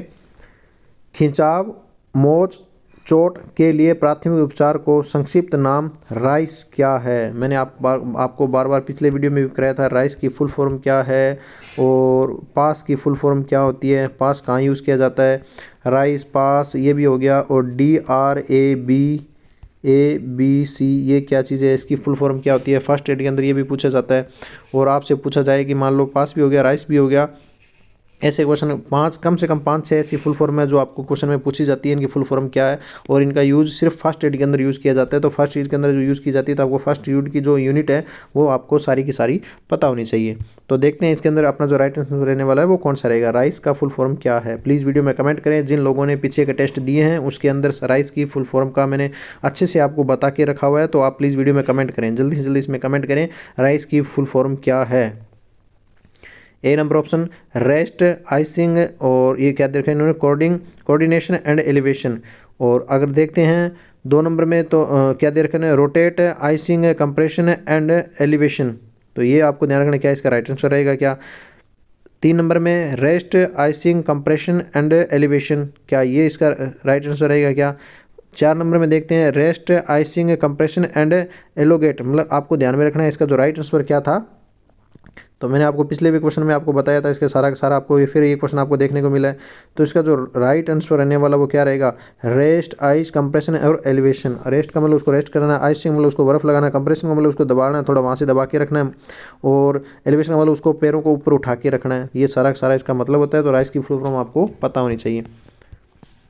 नेक्स्ट क्वेश्चन अपने करते हैं 36 नंबर क्वेश्चन अपना क्या रहेगा कि निम्नलिखित में से क्या सॉफ्ट टिश्यू इंजरी है। मतलब सॉफ्ट टिश्यू इंजरी, सबसे पहले आपको इसका मतलब पता होना चाहिए कि सॉफ्ट टिश्यू इंजरी क्या होती है। सॉफ्ट टिश्यू का मतलब होता है कोई आपको चोट लग गई है तो बाहरी चोट मतलब दिखाई ना दे। सबसे पहले ये इंटरनल होती है, कौन सी होगी, इंटरनल होगी। लेकिन ये किस टाइप की होगी, सॉफ्ट टिश्यू होती है। मान लो आपको इसमें बाहर से कोई ऐसा घाव वगैरह या ब्लडिंग वगैरह, हेमरेज वगैरह कोई आपको देखने को नहीं मिलेगी, ये सॉफ्ट टिश्यू कहलाती है। तो सॉफ्ट टिश्यू में कौन कौन सी आती है, जैसे ए नंबर ऑप्शन डिसलोकेशन। अब डिसलोकेशन किसे बोला जाता है, और क्या डिसलोकेशन एक फ्रैक्चर है, ये भी आपको पता होना चाहिए। आपसे पूछा जाएगा निम्न में से किस प्रकार का कौन सा फ्रैक्चर का कारण, निम्न में से कौन सा फ्रैक्चर का उदाहरण है। जैसे डिसलोकेशन भी होगा, हड्डी का टूटना भी होगा, और आपको इसमें आ गया कि मान लो कोई हाथ की हड्डी का बोन का टूटना और पैर के बोन का टूटना, ये सारे उसमें दिए होंगे। तो आपको पता होना चाहिए कि सबसे पहले डिसलोकेशन एक प्रकार का फ्रैक्चर नहीं है। लोकेशन, डिस का मतलब होता है कि अपने स्थान से दूसरे स्थान पर लोकेशन में चले जाना। कोई बोन है अपने स्थान से दूसरे स्थान पर हिलकर, बोलते हैं ना हमारी बोन मतलब उतरना, किसी हड्डी का उतरना, एक स्थान पर दूसरे स्थान पर चले जाना, वो डिसलोकेशन कहलाता है। तो ये भी पता होना चाहिए एक प्रकार का फ्रैक्चर नहीं है, इसके अंदर बोन टूटती नहीं है, वो अपना डिसलोकेशन होता है। 2 नंबर ऑप्शन में क्या, कंट्यूजन क्या चीज़ होती है, ये भी आपको पता होना चाहिए, ये किस प्रकार, ये आपके जो घाव है उसका टाइप है। और 3 नंबर ऑप्शन में क्या आता है, लेशरेशन का मतलब क्या होता है। 4 नंबर ऑप्शन में इंसिजन का मतलब क्या होता है, ये भी आपको पता होनी चाहिए। ये सारे के सारे आपको घाव दिए गए, लेकिन इसमें अगर आपसे पूछा जाए कि जो मतलब सॉफ्ट टिश्यू इंजरी है ये कौन सा होगा, तो इसका राइट आंसर क्या रहने वाला है, प्लीज़ वीडियो में कमेंट करें फटाफट और देखें किन किन का ये लोगों का ये क्वेश्चन सही है और किन किन लोगों का ये गलत है। तो इसका जो राइट आंसर रहेगा वो क्या रहेगा, 2 नंबर अपना राइट आंसर रहने वाला। कंट्यूजन को बोलते हैं गुम चोट। क्या बोलते हैं, गुम चोट बोला जाता है इसको। क्या बोला जाएगा, गुम चोट। मतलब ये ऐसी चोट है जो आपको दिखाई नहीं देगी, और ये सॉफ्ट टिश्यू को इंजरी है उसकी एक उदाहरण है। मतलब इसको जैसे किसी हथौड़े का प्रहार करने से क्या हो जाता है, आपका ब्लड हो जाएगा, वो क्या कहाँ जमा हो जाएगा, जो आपकी त्वचा के अंदर जो परत होती है वहाँ पर आपका ब्लड क्या हो जाता है, जमना स्टार्ट हो जाएगा। जमकर किस प्रकार का हो जाएगा, नीले रंग का हो जाता है, नीला धब्बे से बिंदु टाइप के दिखाई देना, वो क्या किस प्रकार की चोट कहलाएगा, कंट्यूजन चोट कहलाती है, घाव कहलाता है। नेक्स्ट क्वेश्चन अपना है 37 नंबर, क्षतिग्रस्त हिस्से को, मतलब आपसे डैश में पूछा कि यहाँ डैश है, तो क्षतिग्रस्त जो आपका हिस्सा है, मतलब जहाँ चोट लगी है उस हिस्से को किसके स्तर से ऊपर उठाया जाना चाहिए। मतलब किसके, यहाँ मान सकते हो कि आप किसके स्तर से ऊपर उठाया जाना चाहिए। ए नंबर ऑप्शन शरीर के लंबवत मतलब कोई शरीर कोई खड़ा है तो भाई इसके कोई नीचे हाथ है, इसको ऊपर उठाना चाहिए, ऐसा पूछ रहा है। बी नंबर ऑप्शन रीढ़ की हड्डी, क्या भाई रीढ़ की हड्डी को ऊपर उठाना चाहिए, रीढ़ की हड्डी से ऊपर उठाना चाहिए। 3 नंबर ऑप्शन हृदय के। 4 नंबर ऑप्शन चेहरा, क्या चेहरे के ऊपर से कोई चीज़ को मतलब हाथ पे चोट लगी तो उसको ऊपर उठाना चाहिए। तो इन निम्न में से कौन सा आपका राइट आंसर रहने वाला है, जल्दी से जल्दी कमेंट करें। तो इसका जो राइट आंसर रहने वाला वो क्या रहेगा, 3 नंबर। आपका जो हार्ट होता है, हार्ट से आपको पता है आपका ब्लड का सप्लाई किया जाता है, ब्लड की सप्लाई के कारण आपको पता है कि अगर आपका मतलब जो चोट लगी आपके उस हिस्से को अगर ऊपर उठा दिया जाए आपके हार्ट से, तो वहाँ आपको जो ब्लड का सर्कुलेशन होता है वो थोड़ा धीमा हो जाता है, और उसके कारण जो ब्लडिंग होती है वो उसकी स्पीड होती है वो थोड़ा कम हो जाएगी, और आप उसको ड्रेसिंग अच्छे से कर सकते हो और उसको बचा भी जा सकता है, ब्लडिंग होने से भी बचा जा सकता है। तो ये भी आपको बात पता होनी चाहिए। नेक्स्ट क्वेश्चन करते हैं, 38 नंबर अपना क्वेश्चन है, सांप के काटने की स्थिति में क्या नहीं किया जाता। मतलब आपको अगर कोई सांप काट लिया गया तो क्या क्या करना है और क्या क्या नहीं करना। मतलब स्नैक बाइट करता है उसको आपको पता होना चाहिए। अगर कोई बिच्छू का डंक है ये भी आपको पता होना चाहिए। मकड़ी के डंक में कौन सा मतलब यूज़ किया जाता है, टूप वगैरह, ये सारा आपको पता होना चाहिए। लेकिन आपसे पूछा गया है कि वो सांप काट लेता है, उसके काटने पर क्या किया नहीं जाना चाहिए। तो ए नंबर ऑप्शन घाव को साबुन और पानी से धोना चाहिए। क्या आपको ये करना है, ये भी ध्यान रखना है, या नहीं करना है, ये भी आपको पता होना चाहिए। 2 नंबर ऑप्शन, कटे हुए अंग को साफ कपड़े या पट्टी से गतिहीन करना चाहिए। गतिहीन का मतलब होता है कि मान लो अगर कोई ब्लडिंग है, मान लो ये आपका पैर है, लास्ट भागी है, ये अगर यहाँ पे किसी ने सांप ने काटा है तो यहाँ आपको क्या करना है, एक कपड़े को लेकर यहाँ से बांधना है। बांधने का कारण ये होता है कि अगर आपकी ब्लडिंग जो आपको क्या हो रहा है, सर्कुलेशन है, ब्लड सर्कुलेशन है, उसको थोड़ा धीमा करने के लिए यहाँ से बांधा जाता है। लेकिन इतना कसकर बांधना है ताकि यहाँ तक थोड़ा सप्लाई होता रहे, लेकिन उसकी स्पीड क्या हो जाए, कम हो जाए, इसलिए यहाँ पर थोड़ा उसका यूज़ करना होता है। अनावश्यक एवं संचालन और शारीरिक गतिविधियों से बचना चाहिए। मान लो कोई व्यक्ति को भाग दौड़ रहा है, सांप ने क्या करें, उसको काट लिया है। अगर वो व्यक्ति भाग दौड़ रहा है तो उसको बोलना है कि भाई तेरे को भागना नहीं है, उसकी गति को धीमी करनी है, रोकना है, उसको स्थिर रखने की कोशिश करना है। घाव पर हर्बल दवा लगानी चाहिए। तो क्या उसको मतलब यहाँ सांप ने काटा तो आपको हर्बल की दवा लगानी चाहिए, तो ये भी आपको पता होना चाहिए। तो इसमें राइट आंसर क्या रहने वाला अपना, तो इसका जो राइट आंसर रहेगा वो रहेगा 4 नंबर। घाव पर हर्बल दवा लगानी चाहिए। क्या नहीं करना चाहिए, इसने बोला था क्या नहीं करना चाहिए, यहाँ बोल रहा है ये लगानी चाहिए। भाई ये नहीं लगानी चाहिए, ये बोल रहा है लगानी चाहिए, लेकिन ये बोल रहा है नहीं, इसने पूछा नहीं, लेकिन ये बोल रहा है हाँ लगानी चाहिए, तो नहीं होगा। ये क्या होगा, ये आपको ध्यान में रखना है, ये सारी और ये सारे काम आपको करने होते हैं। नेक्स्ट क्वेश्चन करते हैं 39 नंबर। मोच और चोट के लक्षणों को कम करने में बर्फ़ कैसे मदद करती है। जैसे राइस है, तो राइस का आपको फुल फॉर्म पता होना चाहिए। राइस जो किस प्रकार अपने को मतलब फ़ायदा हेल्प करती है, मतलब जो ब्लडिंग वगैरह है उसको रोकने के लिए, या मोच में, तो ये किस प्रकार से अपने को सहायता करेगी। ए नंबर ऑप्शन, बाल को गिरने से रोकती है। क्या आपके आइस यूज़ करने से आपके बाल गिरने रुक जाएंगे, तो आप डेली बाल यूज़ कर लो, तो आपके मतलब आपके हेड में यूज़ करते रहोगे तो आपके बाल नहीं गिरेंगे, ऐसा हो सकता है क्या, तो ये भी अपना गलत रहने वाला है। 2 नंबर ऑप्शन, वज़न कम करने में मदद करती है। फिर तो डेली के डेली सारे यूज़ करने लग जाएंगे, बर्फ़ का यूज़ करने लग जाएंगे, तो उससे वज़न कम हो जाएगा, ये भी गलत है। नेक्स्ट अपने देखते हैं 3 नंबर ऑप्शन, घायल कैपिलरीज और रक्त वाहिकाएं से अतिरिक्त रक्तस्राव को रोकने में मदद करती है। मान लो अगर कंट्यूजन चोट है, कंट्यूजन चोट के अंदर से क्या हो रहा है, उसको ब्लडिंग हो रही है, तो ब्लडिंग को रोकने के लिए और जो उसके जो ब्लड वहाँ जम जाता है उसको वहाँ से मतलब हटाने के लिए उसका किसका यूज़ किया जाएगा, तो हो सकता है ये भी अपना राइट हो सकता है। 4th नंबर में देखते हैं, सर्दी और जुकाम को दूर करने के लिए, भाई बर्फ़ का यूज़ सर्दी और जुकाम को दूर करने के लिए नहीं किया जाता है, तो इसका जो राइट आंसर रहने वाला वो क्या रहेगा, घायल जो कैपिलरीज और रक्त वाहिकाओं से आंतरिक रक्तस्राव जो ब्लडिंग है उसको, इंटरनल ब्लडिंग है उसको रोकने के लिए मदद करती है। कौन करेगा, राइस की फुल फॉर्म आपको मैंने पीछे आपको बता दिए। नेक्स्ट क्वेश्चन अपने बात करते हैं 40 नंबर क्वेश्चन अपना, सड़क दुर्घटना के शिकार पीड़ित व्यक्ति को देख रेख के लिए निम्नलिखित में से क्या आवश्यक नहीं है। मतलब ऐसी कौन सी स्थिति है जो आप अगर उसमें क्या कर रहे हो, कहीं दुर्घटना हो जाती है, सड़क दुर्घटना हो जाती है और आप वहाँ पे जाते हो उसका इलाज करने के लिए मरीज़ के पास, तो आपको निम्नलिखित में से क्या नहीं करना चाहिए, नहीं बोला इसने। तो स्लिंग का उपयोग, स्प्लिंट का उपयोग, स्प्लिंट आपको मैंने पीछे बताया, स्प्लिंट का यूज़ किस में किया जाता है, तो ये भी पता होना चाहिए। स्प्लिंट का यूज़ तो करेंगे, मान लो उसकी बोन है, कोई बोन का फ्रैक्चर हो गया है, तो बोन का फ्रैक्चर हो गया तो उसमें किसका यूज़ किया जाएगा, स्प्लिंट का क्यों यूज़ किया जाएगा, उसको स्थिर रखने के लिए। 2 नंबर में देखते हैं, घाव प्रबंधन और रक्तस्राव को रोकना, ये भी आपको करना है, उसकी ब्लडिंग को तो रोकनी है। 3 नंबर आपको देखें, खतरनाक स्थिति से दूसरी जगह स्थानांतरित करना, ये भी आपको करना है। 4 नंबर ऑप्शन, हर्बल उपचार का उपयोग करना, आपको क्या इसमें राइट आंसर रहेगा, तो इसका जो राइट आंसर रहने वाला वो 4 नंबर रहेगा। क्या रहेगा, 4 नंबर। हर्बल उपचार, उसका उपचार नहीं करना होता, लेकिन ये 3 बातें आपको ध्यान में ये भी करना होता है, उसका स्प्लिंट का यूज़ करोगे, घाव का प्रबंधन करोगे, खतरनाक स्थिति को दूर करेंगे, ये आपको पहले करने ही करने हैं, लेकिन वहाँ पे आपको हर्बल उपचार का एक बार उपचार नहीं करना। किसके अंदर, ये नॉर्मली आपको फर्स्ट एड के अंदर क्वेश्चन पूछे जा रहे हैं कि फर्स्ट एड के अंदर जो काम करने होते हैं वो आपको कौन कौन से करने होते हैं और कौन कौन से नहीं करने होते। बाकी मेडिकल टर्म में अगर हॉस्पिटल में जाते हो तो आपको वहाँ पे सारा बेड उपचार वगैरह सारा कुछ करना होगा, लेकिन फर्स्ट एड के रूप में वहाँ पे आपको क्या क्या करने होते हैं ये बातें आपको ध्यान में रखनी है। नेक्स्ट क्वेश्चन अपना, स्प्लिंट का उपयोग करते समय निम्नलिखित में से क्या करने की आवश्यकता है। मैंने आपको पीछे भी बताया था, अगर आपको स्प्लिंट यूज़ करना है, यूज़ करते समय उसके जो निम्न सावधानियां हैं उसको आपको अच्छी तरह से याद होनी चाहिए, और स्प्लिंट कहाँ कहाँ यूज़ किया जा सकता है और अलग अलग स्प्लिंट है उनके नाम क्या है, ये सारे आपको पता होना चाहिए। ए नंबर ऑप्शन, लगाएं जो न, मतलब इसमें कहना है ऐसा स्प्लिंट लगाएं जो न तो बहुत ही कसा हुआ और न ही बहुत ही ढीला हो। 2 नंबर ऑप्शन, घायल हिस्से को अनावश्यक रूप से हिलाएं, मतलब कोई व्यक्ति की चोट है उसको बार बार इसको हिलाते रहना, ऊपर नीचे ऐसे मूवमेंट कराते रहना है, कैसे करोगे, ऐसा हम नहीं करेंगे। नेक्स्ट देखते हैं कि घायल अंग को सीधा करने का प्रयास करें। भाई कोई चोट लग गई है तो चोट लगी हुई है, कोई फ्रैक्चर हो गया तो फ्रैक्चर को आप सीधा करने की कोशिश करो, नहीं करोगे।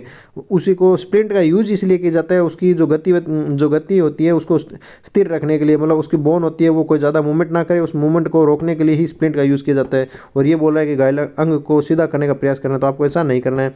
चोट वाली जगह पर किसी लेप की मालिश करें और उसे लगाएं नहीं, जैसा आपको नहीं करना है। मान लो कोई चोट लगी है तो उस पर किसी लेप वाली मालिश का एक बार यूज़ नहीं करना है। लेकिन आपको किस नियम ध्यान रखना है कि आपको स्प्लिंट यूज़ कर रहे हो तो स्प्लिंट में ये चीज़ यूज़ नहीं होती है, और घायल को सीधा करने की कोशिश ये भी नहीं होती है। और आपसे पूछा जाए कौन सी चीज़ यूज़ होती है, तो आपको ध्यान रखना है ऐसा स्प्लिंट यूज़ लगाना चाहिए जो न तो कसा हुआ और न ही बहुत ही ढीला हो। क्यों, ये किस लिए बोला गया है, तो आपको पता है ब्लड सर्कुलेशन होता है। मान लो यहाँ से फ्रैक्चर हो गया, यहाँ पे आप स्प्लिंट का यूज़ कर रहे हो तो यहाँ से ब्लड सर्कुलेशन बना रहे यहाँ तक, तो उसके लिए क्या किया जाता है, इसको ना तो ढीला ज़्यादा होना चाहिए, ढीला रहेगा तो इसका जो बोन है उसकी मूवमेंट रहेगी, तो मूवमेंट भी रोकनी है, तो उतना ही कसकर बांधना है ताकि उसके क्या हो कि मतलब ब्लड सर्कुलेशन बना रहे। ये बात आपको पता होनी चाहिए। नेक्स्ट अपना 42 नंबर क्वेश्चन देखते हैं। यदि कोई बेहोश हो जाए,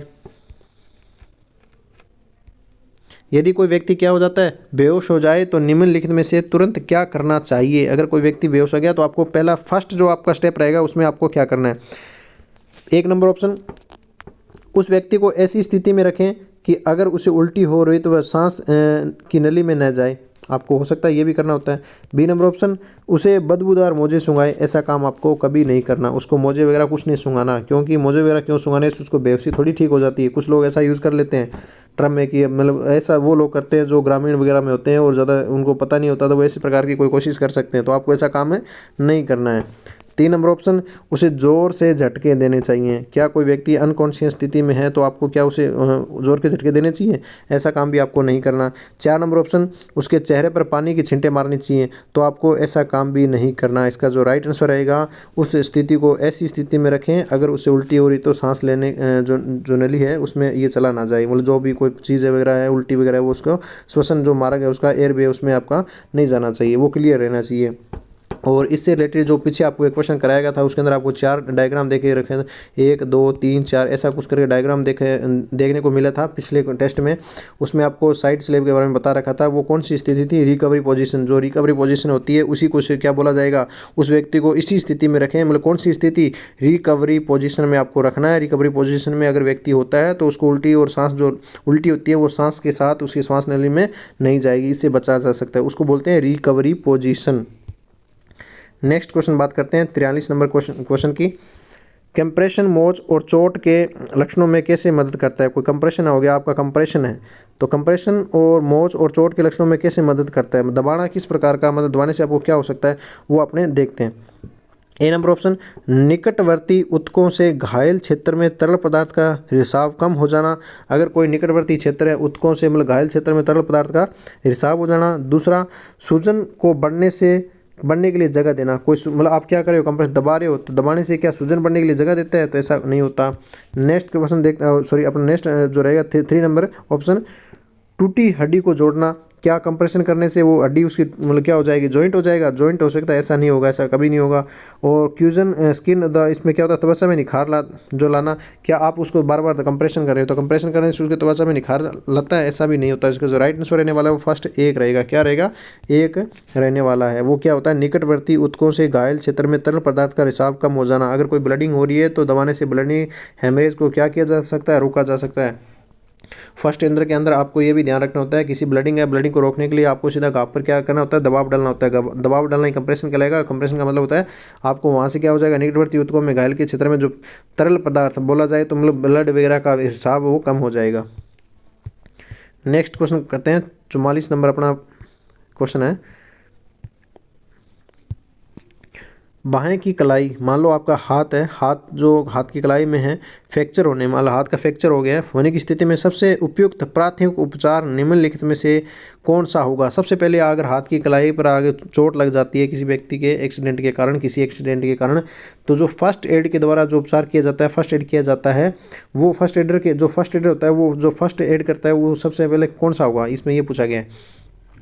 1 नंबर आसपास कोई हड्डी बैठाने वाले के पास ले जाएं, मतलब आप भाग दौड़ कर उसको कहाँ लेके जाओगे, जो गाँव के अंदर बने होते हैं लोग होते हैं, ऐसे लोग होते हैं जो हड्डी को जोड़ते हैं, मतलब उसको बोलते हैं डिसलोकेशन होने पर इसका जो उनका वो यूज़ करते हैं विधि, तो वहाँ उनके पास लेके जाओगे। ऐसा आपको क्या करना है, ये भी ध्यान में रखना है। 2 नंबर देखा जाए, हड्डियों को सीधा करने की कोशिश करें। अगर कोई फ्रैक्चर हो गया तो आपको हड्डी सीधी करने की कोशिश करें और प्रभावित हिस्से को जोर से और कसकर पट्टी बांधनी चाहिए। क्या आपको ऐसा करना है? और 3 नंबर ऑप्शन, उसे अस्पताल ले जाएं। 4 नंबर ऑप्शन, स्प्लिंट की मदद से किसी भी उसकी किसी भी गतिविधि से बचें। मतलब कोई अगर स्प्लिंट यूज़ कब करते हैं, मैंने आपको पहले बताया कि अगर व्यक्ति क्या हो जाता है, उसकी बोन होती है वो फ्रैक्चर हो जाने पर क्या हो जाएगा, उसको स्प्लिंट का यूज़ किया जाता है। स्प्लिंट का मतलब यही होता है कि इसकी जो जो मतलब मूवमेंट होता है, मूवमेंट को स्टॉप करने के लिए, मूवमेंट को कम करने के लिए किसका यूज़ किया जाएगा, मूवमेंट को रोकने के लिए किसका यूज़ किया जाएगा, स्प्लिंट का यूज़ किया जाएगा। तो अगर कोई व्यक्ति है वहाँ की कलाई पर अगर फ्रैक्चर हो जाना है तो आपको क्या करना होगा, सबसे बेस्ट आपको क्या, इसका जो राइट आंसर रहने वाला वो क्या रहेगा, इसका 4 नंबर ही राइट आंसर रहने वाला है। उसको स्प्लिंट से मदद से आपको उसकी गतिविधि को क्या कर सकते हैं, मूवमेंट को क्या कर सकते हैं, रोक सकते हैं। ना ही तो आपको उसके आसपास हड्डी बिठाने वाले के पास लेके जाना है और ना ही तो हड्डी को आपको सीधी करने की कोशिश करनी है और ना ही आपको तुरंत उसको अस्पताल के अंदर लेके जाना है, क्योंकि आप एक फर्स्ट एडर के रूप में आपके पास फर्स्ट एड किट है। उस किट के अंदर स्प्लिंट को रखा जाता है। सबसे पहले आपको वो स्प्लिंट यूज़ करनी है। स्प्लिंट यूज़ करने के बाद आपको हॉस्पिटल के अंदर लेके जाना है और हॉस्पिटल के अंदर आपको उसका हॉस्पिटल जो मेडिकल टर्म होता है वो आपको यूज़ करना है। नेक्स्ट क्वेश्चन देखें, 45 नंबर क्वेश्चन की बात करें। यदि 2 वर्ष का बच्चा उबलते पानी से भरे टब से झुलस जाता है, मान लो कोई बच्चा स्कल्ड हो गया, कोई मान लो 2 वर्ष का बच्चा है, नहलाते समय या खुद अपने एक बर्तन में गिर जाता है, जो उबल रहा है पानी उसमें गिरने के कारण स्कल्ड हो जाता है, तो निम्नलिखित में से क्या करना चाहिए अपने को, उसको मतलब उसकी जान बच जाए या उसको फर्स्ट एडर के जो अपने फर्स्ट एडर हैं, मतलब फर्स्ट एडर के रूप में उसको फर्स्ट एड कर रहे हैं, वो अपने को सबसे पहले क्या करना चाहिए, ये आपको ध्यान में रखना है। ए नंबर ऑप्शन देखते हैं, बच्चे को झुला दें, बच्चे को सुला दें, मतलब उसको स्लीपिंग कराना है। तो आपको ऐसा करना है, आपको क्या, उसको बच्चा जल गया है, स्कल्ड हो गया, तो उसको क्या करना है, सोने के लिए बोल देंगे भी बच्चे को सुला दो बस। 2 नंबर ऑप्शन देखें, बच्चे को बर्फ़ के ठंडे पानी से धो दें। क्या तुरंत आपको बहुत सारा जो बर्फ़ का पानी उससे धो देंगे, ये भी आपको ध्यान रखना है। 3 नंबर ऑप्शन में देखते हैं कि बहते पानी से साफ़ करें और साफ़ कपड़े से ढकें और निकटतम चिकित्सालय के अंदर ले जाएं। 3 नंबर में ये। 4 नंबर में जले हुए स्थान पर पर्याप्त मात्रा में टूथपेस्ट कोई अन्य हर्बल मरहम लगाएं। तो ध्यान रखना ये सारी बातें गलत हैं। इसका जो राइट आंसर रहने वाला वो 3 नंबर रहेगा।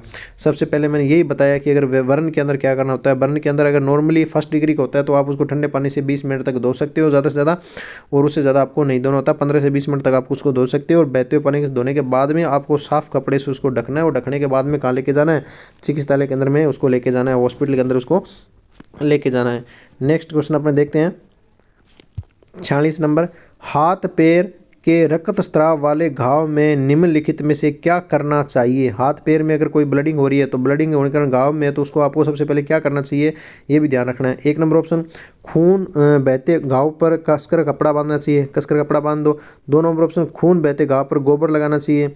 3 नंबर ऑप्शन, घाव पर सीधा दबाव डालना चाहिए। 4 नंबर ऑप्शन, उस जगह को साफ़ करने के लिए डिटर्जेंट या इस्तेमाल करना चाहिए। तो सबसे पहले इनमें बेस्ट ये रहेगा कि आप फर्स्ट एड वहाँ पे उस आपके पास कोई यूज़ करने के लिए कुछ भी नहीं है एक बार, तो आपको सबसे पहले घाव को जो ब्लडिंग है उसको रोकने के लिए क्या करना चाहिए होगा, सबसे पहले घाव पर सीधा दबाव है आपको डालना है। दबाव डालकर आप क्या कर सकते हो, उसकी जो ब्लडिंग हो रही है उसको आप रोक सकते हो। सबसे पहले आपको ये ध्यान में रखना होता है कि उसके घाव पर सीधा दबाव डालें, फिर उसके बाद में जो भी ड्रेसिंग का प्रोसेस रहता है वो आपको कंप्लीट करना होता है।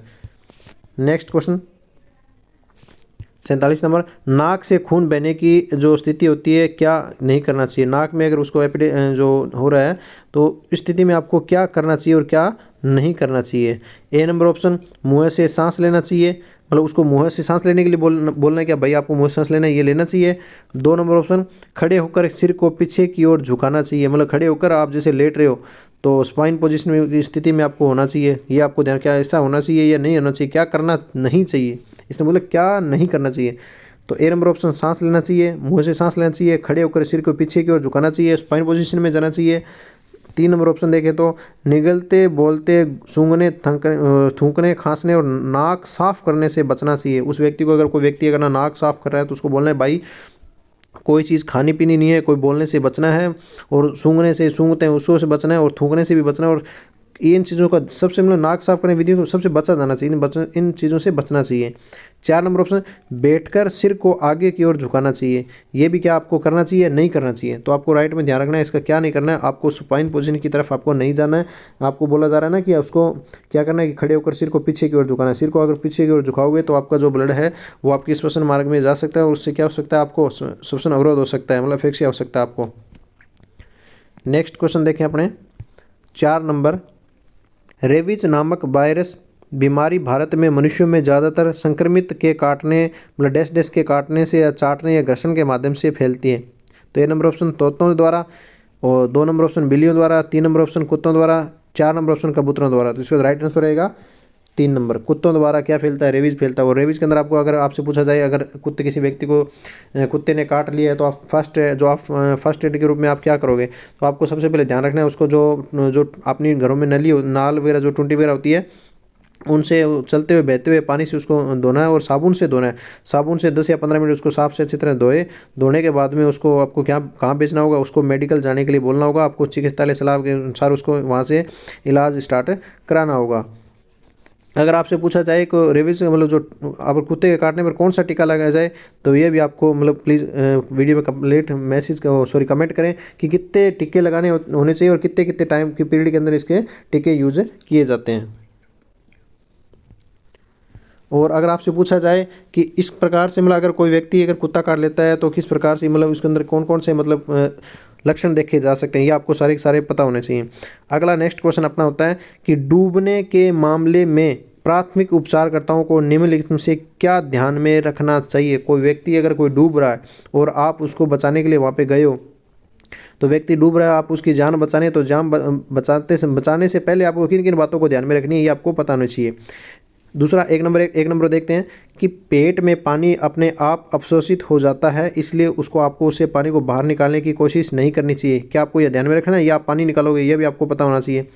2 नंबर ऑप्शन देखते हैं, यदि कोई व्यक्ति उथले पानी में मतलब कोई उथल रहा है पानी मतलब पानी चल रहा है, बहते हुए पानी में उथलते पानी में गोता लगाता है या कूदता है, तो उसे सिर या रीढ़ की हड्डी में चोट लग सकती है। मान लो वो डायरेक्ट यहाँ खड़ा हुआ है, पानी का लेवल यहाँ है, तो ये डायरेक्ट अगर उसके सिर नीचे की तरफ हो सकता है तो यहाँ टकराने के कारण हो सकता है उसकी हेड इंजरी भी हो सकती है।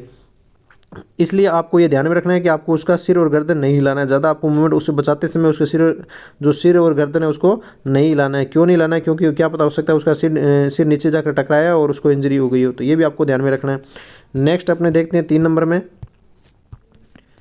तो 3 नंबर में पानी में पीड़ित व्यक्ति पानी की सतह, मान लो ये पानी का लेवल है, इससे नीचे ये सारा पानी भरा हुआ है, ये पानी ऊपर का लेवल है ये पानी का, तो हो सकता है कि पानी की नीचे के ठीक मतलब व्यक्ति कहाँ हो सकता है, ठीक यहाँ हो सकता है, ये स्थिति है ना, यहाँ ठीक क्या हो सकता है, व्यक्ति हो सकता है, और उसके हाथ पैर बगल में या कहीं ऊपर हो सकते हैं। मतलब आपको ये भी हो सकता है कि पानी में पूरा नीचे यहाँ नहीं है, वो कहाँ हो सकता है, यहाँ हो सकता है, यहाँ नहीं होने के कारण यहाँ भी हो सकता है। मान लो इसकी सतह के ठीक नीचे हो सकता है, तो आपको ये अनुमान लगाना चाहिए।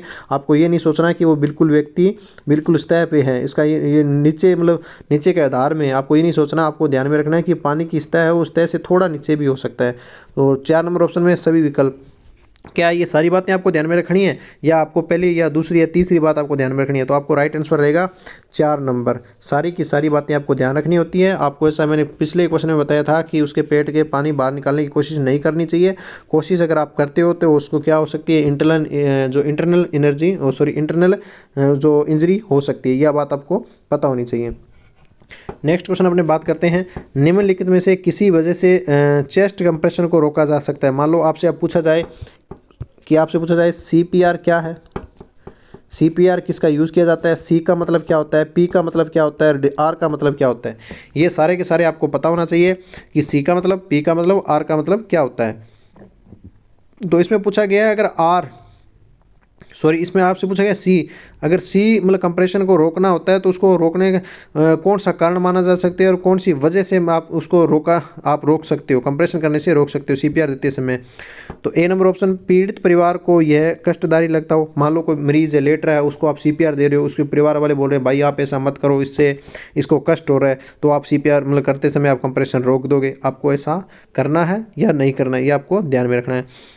2 नंबर ऑप्शन, पीड़ित को होश या आ जाता है, मान लो कोई व्यक्ति को होश आ जाता है और उसे वह खांसना, आंखें खोलना, बोलना, हिलना या सांस लेना शुरू कर देता है, तब आप कंप्रेशन बंद करोगे।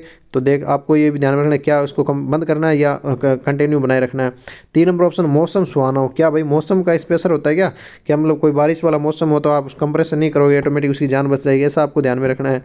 4 नंबर ऑप्शन, सभी विकल्प, क्या आपको सारी की सारी बातें ध्यान में रखनी है भाई, आप ये चीज़ें ये सारी की सारी होंगी तो आप कंप्रेशन करना बंद कर दोगे। तो आपका इसका क्या राइट आंसर है, आप प्लीज़ वीडियो में कमेंट करें। ऐसे क्वेश्चन आपको देखने में फर्स्ट एड से क्वेश्चन देखने को मिलेंगे, ये पिछली भर्तियों के ही क्वेश्चन हैं सारे के सारे, इससे रिलेटेड क्वेश्चन आपसे पूछे जाते हैं। सेम थ्योरी के क्वेश्चन आपसे बहुत सारे गलत होते हैं, क्योंकि थ्योरी किन लोगों के मतलब जो प्रैक्टिकली यूज़ नहीं की जा, प्रैक्टिकली यूज़ न करने कारण अपने जो आप प्रैक्टिकली काम नहीं कर रहे होते हैं, कहीं भी हॉस्पिटल के अंदर काम नहीं करते हो, काम करते समय आपको इन चीज़ों का पता नहीं होता है, तो आप इन क्वेश्चनों को गलत करके आएंगे। तो इसका जो राइट आंसर रहने वाला वो क्या रहेगा, क्या रहने वाला है, आपको ध्यान रखना है कि इसका राइट आंसर रहेगा 2 नंबर। अगर कोई व्यक्ति क्या करता है, पीड़ित हो मतलब होता है, वो बीमार व्यक्ति होता है, वो खांसना, आंख खोलना, बोलना शुरू कर देता है, तो आप कंप्रेशन को रोकेंगे। और कंप्रेशन कब तक करते रहना है, जब तक, ये भी ध्यान रखना, कब तक आपसे पूछा जाए कब तक इसको कंटिन्यू रखना है, जब तक वो व्यक्ति अपनी आंखें ना खोल दे, थोड़ा सा बोलना स्टार्ट ना कर दे, सांस लेना स्टार्ट ना कर दे, तो ये आपको तब तक आपको कंटिन्यू बनाए रखना है। अब आपसे पूछा जाए कि अडल्ट है, अडल्ट के अंदर जो सीपीआर जो होता है रेशो कितना होता है, प्लीज़ आप मुझे जो अडल्ट है अडल्ट के अंदर कितना रेशो रहेगा। और आपसे पूछा जाए चिल्ड्रन के अंदर, अगर यहाँ मान लो 1% 2% अडल्ट है, ये अडल्ट है, अडल्ट के अंदर जो फर्स्ट बोला मतलब यहाँ इसका जो रेशो क्या रहेगा, और 2 व्यक्ति पर रेशो क्या रहेगा। अगर आपसे पूछा जाए कि मतलब 2 पर्सन है, पर्सन के अंदर मतलब चिल्ड्रन के अंदर अगर वो सीपीआर दे रहे तो यहाँ रेशो उसका क्या रहेगा, और अगर एक व्यक्ति अगर बच्चे को सीपीआर दे रहे हैं तो उसका रेशो क्या रहेगा। ये सारी की सारी आपको बात पता होनी चाहिए। रेशो भी पूछा जाता है बार बार, सीएचओ एएनएम जो भी नर्सेज भर्ती के अंदर हुई उनके अंदर सारे क्वेश्चन पूछे जाते हैं सीपीआर से रिलेटेड, सबसे ज़्यादा उसके रेशियो में ही क्वेश्चन पूछा जाता है। तो प्लीज़ कमेंट करें फटाफट, और जिन लोगों को नहीं पता है वो प्लीज़ ध्यान से देख लें। अगर कोई सीपीआर दे रहा है, मान लो कोई व्यक्ति सीपीआर दे रहा है, मान लो वो ये क्या है, ये तो अपना अडल्ट है, ये चिल्ड्रन है, सेकंड वाला चिल्ड्रन, फर्स्ट वाला क्या हो गया अडल्ट है। अगर एक व्यक्ति है, यहाँ 2 व्यक्ति है, एक व्यक्ति अगर दे रहा है तो इसका 30:2, यहाँ भी अगर 2 व्यक्ति है तो 30:2 ही रहेगा। लेकिन यहाँ ध्यान रहना है, बच्चे वाले में ध्यान देना है, अगर एक व्यक्ति अगर किसी बच्चे को सीपीआर दे रहा है तो 30:2, और अगर कोई मतलब 2 व्यक्ति अगर बच्चे में सीपीआर दे रहे हैं तो 15:2। ये रेशो आपको बहुत बार परीक्षा में पूछा गया, ये रेशो आपको पता होना चाहिए, क्योंकि सब लोगों को, इन लोगों को ये सारे के सारे सेम ये रखते हैं, सेम होता है, ये आपको सेम नहीं होता, कौन सा डिफरेंट होता है, तो ये आपको पता होना चाहिए। बच्चे के अंदर अगर सीपीआर 2 व्यक्ति दे रहे हैं तो उसका रेशो क्या रहेगा, 15:2 रहने वाला है। नेक्स्ट क्वेश्चन करते हैं अपने,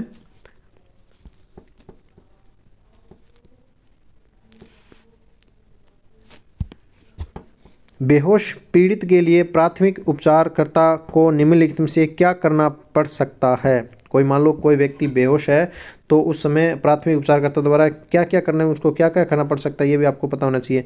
पीड़ित को अकेला छोड़ना, क्या करना पड़ सकता है, पीड़ित को अकेला छोड़ना, तो क्या उसको अकेला छोड़ना होता है। 2 नंबर ऑप्शन, पीड़ित को उसकी पीठ के बल सीधा लिटाना, स्पाइन पोजीशन बोल गया, पीठ के स्पाइन पोजीशन में करना है। 3 नंबर ऑप्शन, पीड़ित को भोजन कराना, क्या उसको भोजन कराना है, कोई अनकॉन्शियस स्थिति में है। 4 नंबर अपने देखते हैं, सांस नली को खुला रखने के लिए पीड़ित के सिर को पीछे की ओर झुकाना, 4 नंबर में ये दिया गया है। तो आपका जो राइट आंसर क्या रहने वाला है, प्लीज़ वीडियो में कमेंट करें फटाफट, इसका राइट आंसर क्या रहने वाला है ये आपको पता होना चाहिए। तो आपको ध्यान रखना है, अगर बेहोश है तो बेहोश की स्थिति में आपका जो व्यक्ति है तो उसको क्या करना है, सांस नली को खुला रखने के लिए पीड़ित के सिर को पीछे की तरफ करना है, उसको सुपाइन पोजीशन देनी है। सुपाइन पोजीशन के दौरान उसको सिर को जो होता है उसको सिर को थोड़ा इधर की क्या करना है, ऊपर की ओर इधर की ओर उठाना है, इससे ताकि जहाँ से ये आपका श्वसन मार्ग है ये क्या हो जाएगा, क्लियर हो जाएगा। श्वसन मार्ग खुलने जो आपको मुंह है पूरी तरह खुल जाएगा उसका, और श्वसन मार्ग क्लियर बना रहेगा। ये आपको करना होता है फर्स्ट एड के अंदर। 52 नंबर अपना क्वेश्चन है, गंभीर रूप से जलने पर, अब बर्न की मतलब इसके अंदर कम से कम 4-5 क्वेश्चन बर्न से पूछे गए हैं। बर्न से जितने क्वेश्चन बनते हैं सारे के सारे इसके अंदर आपको देखने को मिलेंगे। गंभीर रूप से जलने पर प्राथमिक उपचार निम्नलिखित से किस कारण से दिया जाता है। अगर आपसे पूछे गंभीर रूप से जलने पर, तो गंभीर रूप से कब हो गया, कौन सी आपको हो गया, तो इसमें आपको ध्यान रखना है गंभीर रूप से जलना किस प्रकार का थिंकनेस मतलब किस प्रकार का बर्न होगा, कौन सी डिग्री का बर्न होगा, ये आपको पता होना चाहिए। ए नंबर ऑप्शन, जलने को रोकने और दर्द और राहत देने के लिए कब करना चाहिए, फर्स्ट एड कब करना चाहिए, मतलब जले हुए व्यक्ति पर फर्स्ट एड करते हैं तो निम्नलिखित में किस कारण से दिया जाता है, किसके कारण से फर्स्ट एड दिया जाता है। 2 नंबर ऑप्शन, संबंधित चोटों का उपचार करने के लिए, 3 नंबर ऑप्शन संक्रमण के जोखिम को कम करने के लिए, 4 नंबर ऑप्शन सभी विकल्प।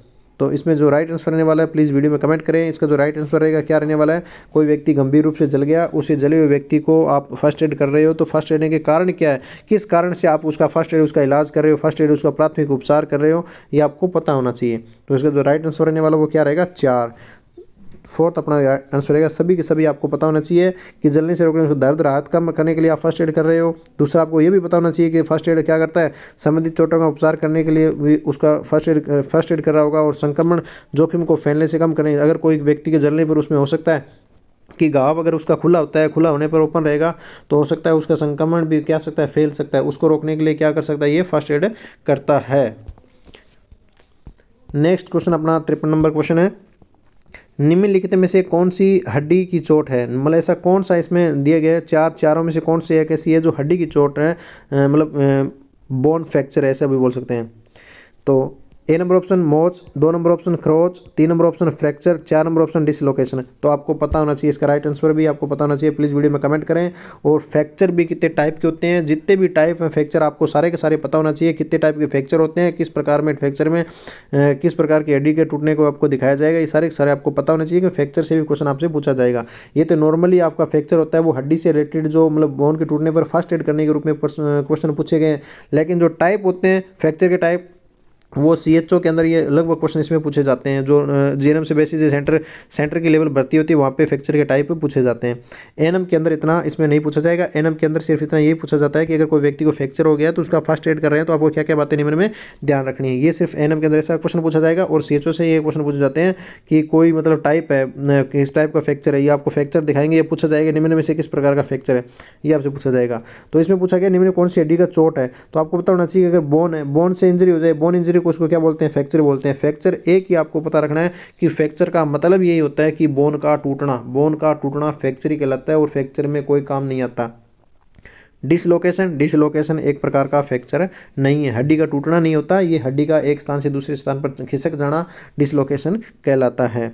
खरोच, एब्रेशन, ये सारे किसके हैं, ये घाव के, ये जो आपके घाव है, ओपन है, क्लोज्ड घाव आपको दिखाए गए। घाव के अंदर आपको खुला घाव है, बंद घाव है, उसके अंदर ये सारे एब्रेशन क्या होता है, स्प्रेन क्या होता है, मोच आना, ये सारी आपको पता होना चाहिए। 54 नंबर क्वेश्चन देखते हैं, निम्नलिखित में से कौन सा शरीर के किसी हिस्से पर सीधे प्रहार के कारण लगी चोट को संदर्भित करता है। मान लो अगर कोई व्यक्ति है, उसके हाथ पर हथौड़े से प्रहार कर दिया जाए तो किस प्रकार की चोट लग सकती है। हथौड़े से प्रहार कर दिया जाए तो आपको पता होना चाहिए सबसे पहले कि हथौड़े से प्रहार किया जाता है, हो सकता है उसकी इंटरनल ब्लडिंग हो। सबसे पहले फर्स्ट यही अपने माइंड में आता है कि उसकी क्या होती है, इंटरनल ब्लडिंग होती है, इंटरनल फ्रैक्चर हो सकता है, ये सारी कुछ इंटरनल देखा जाएगा।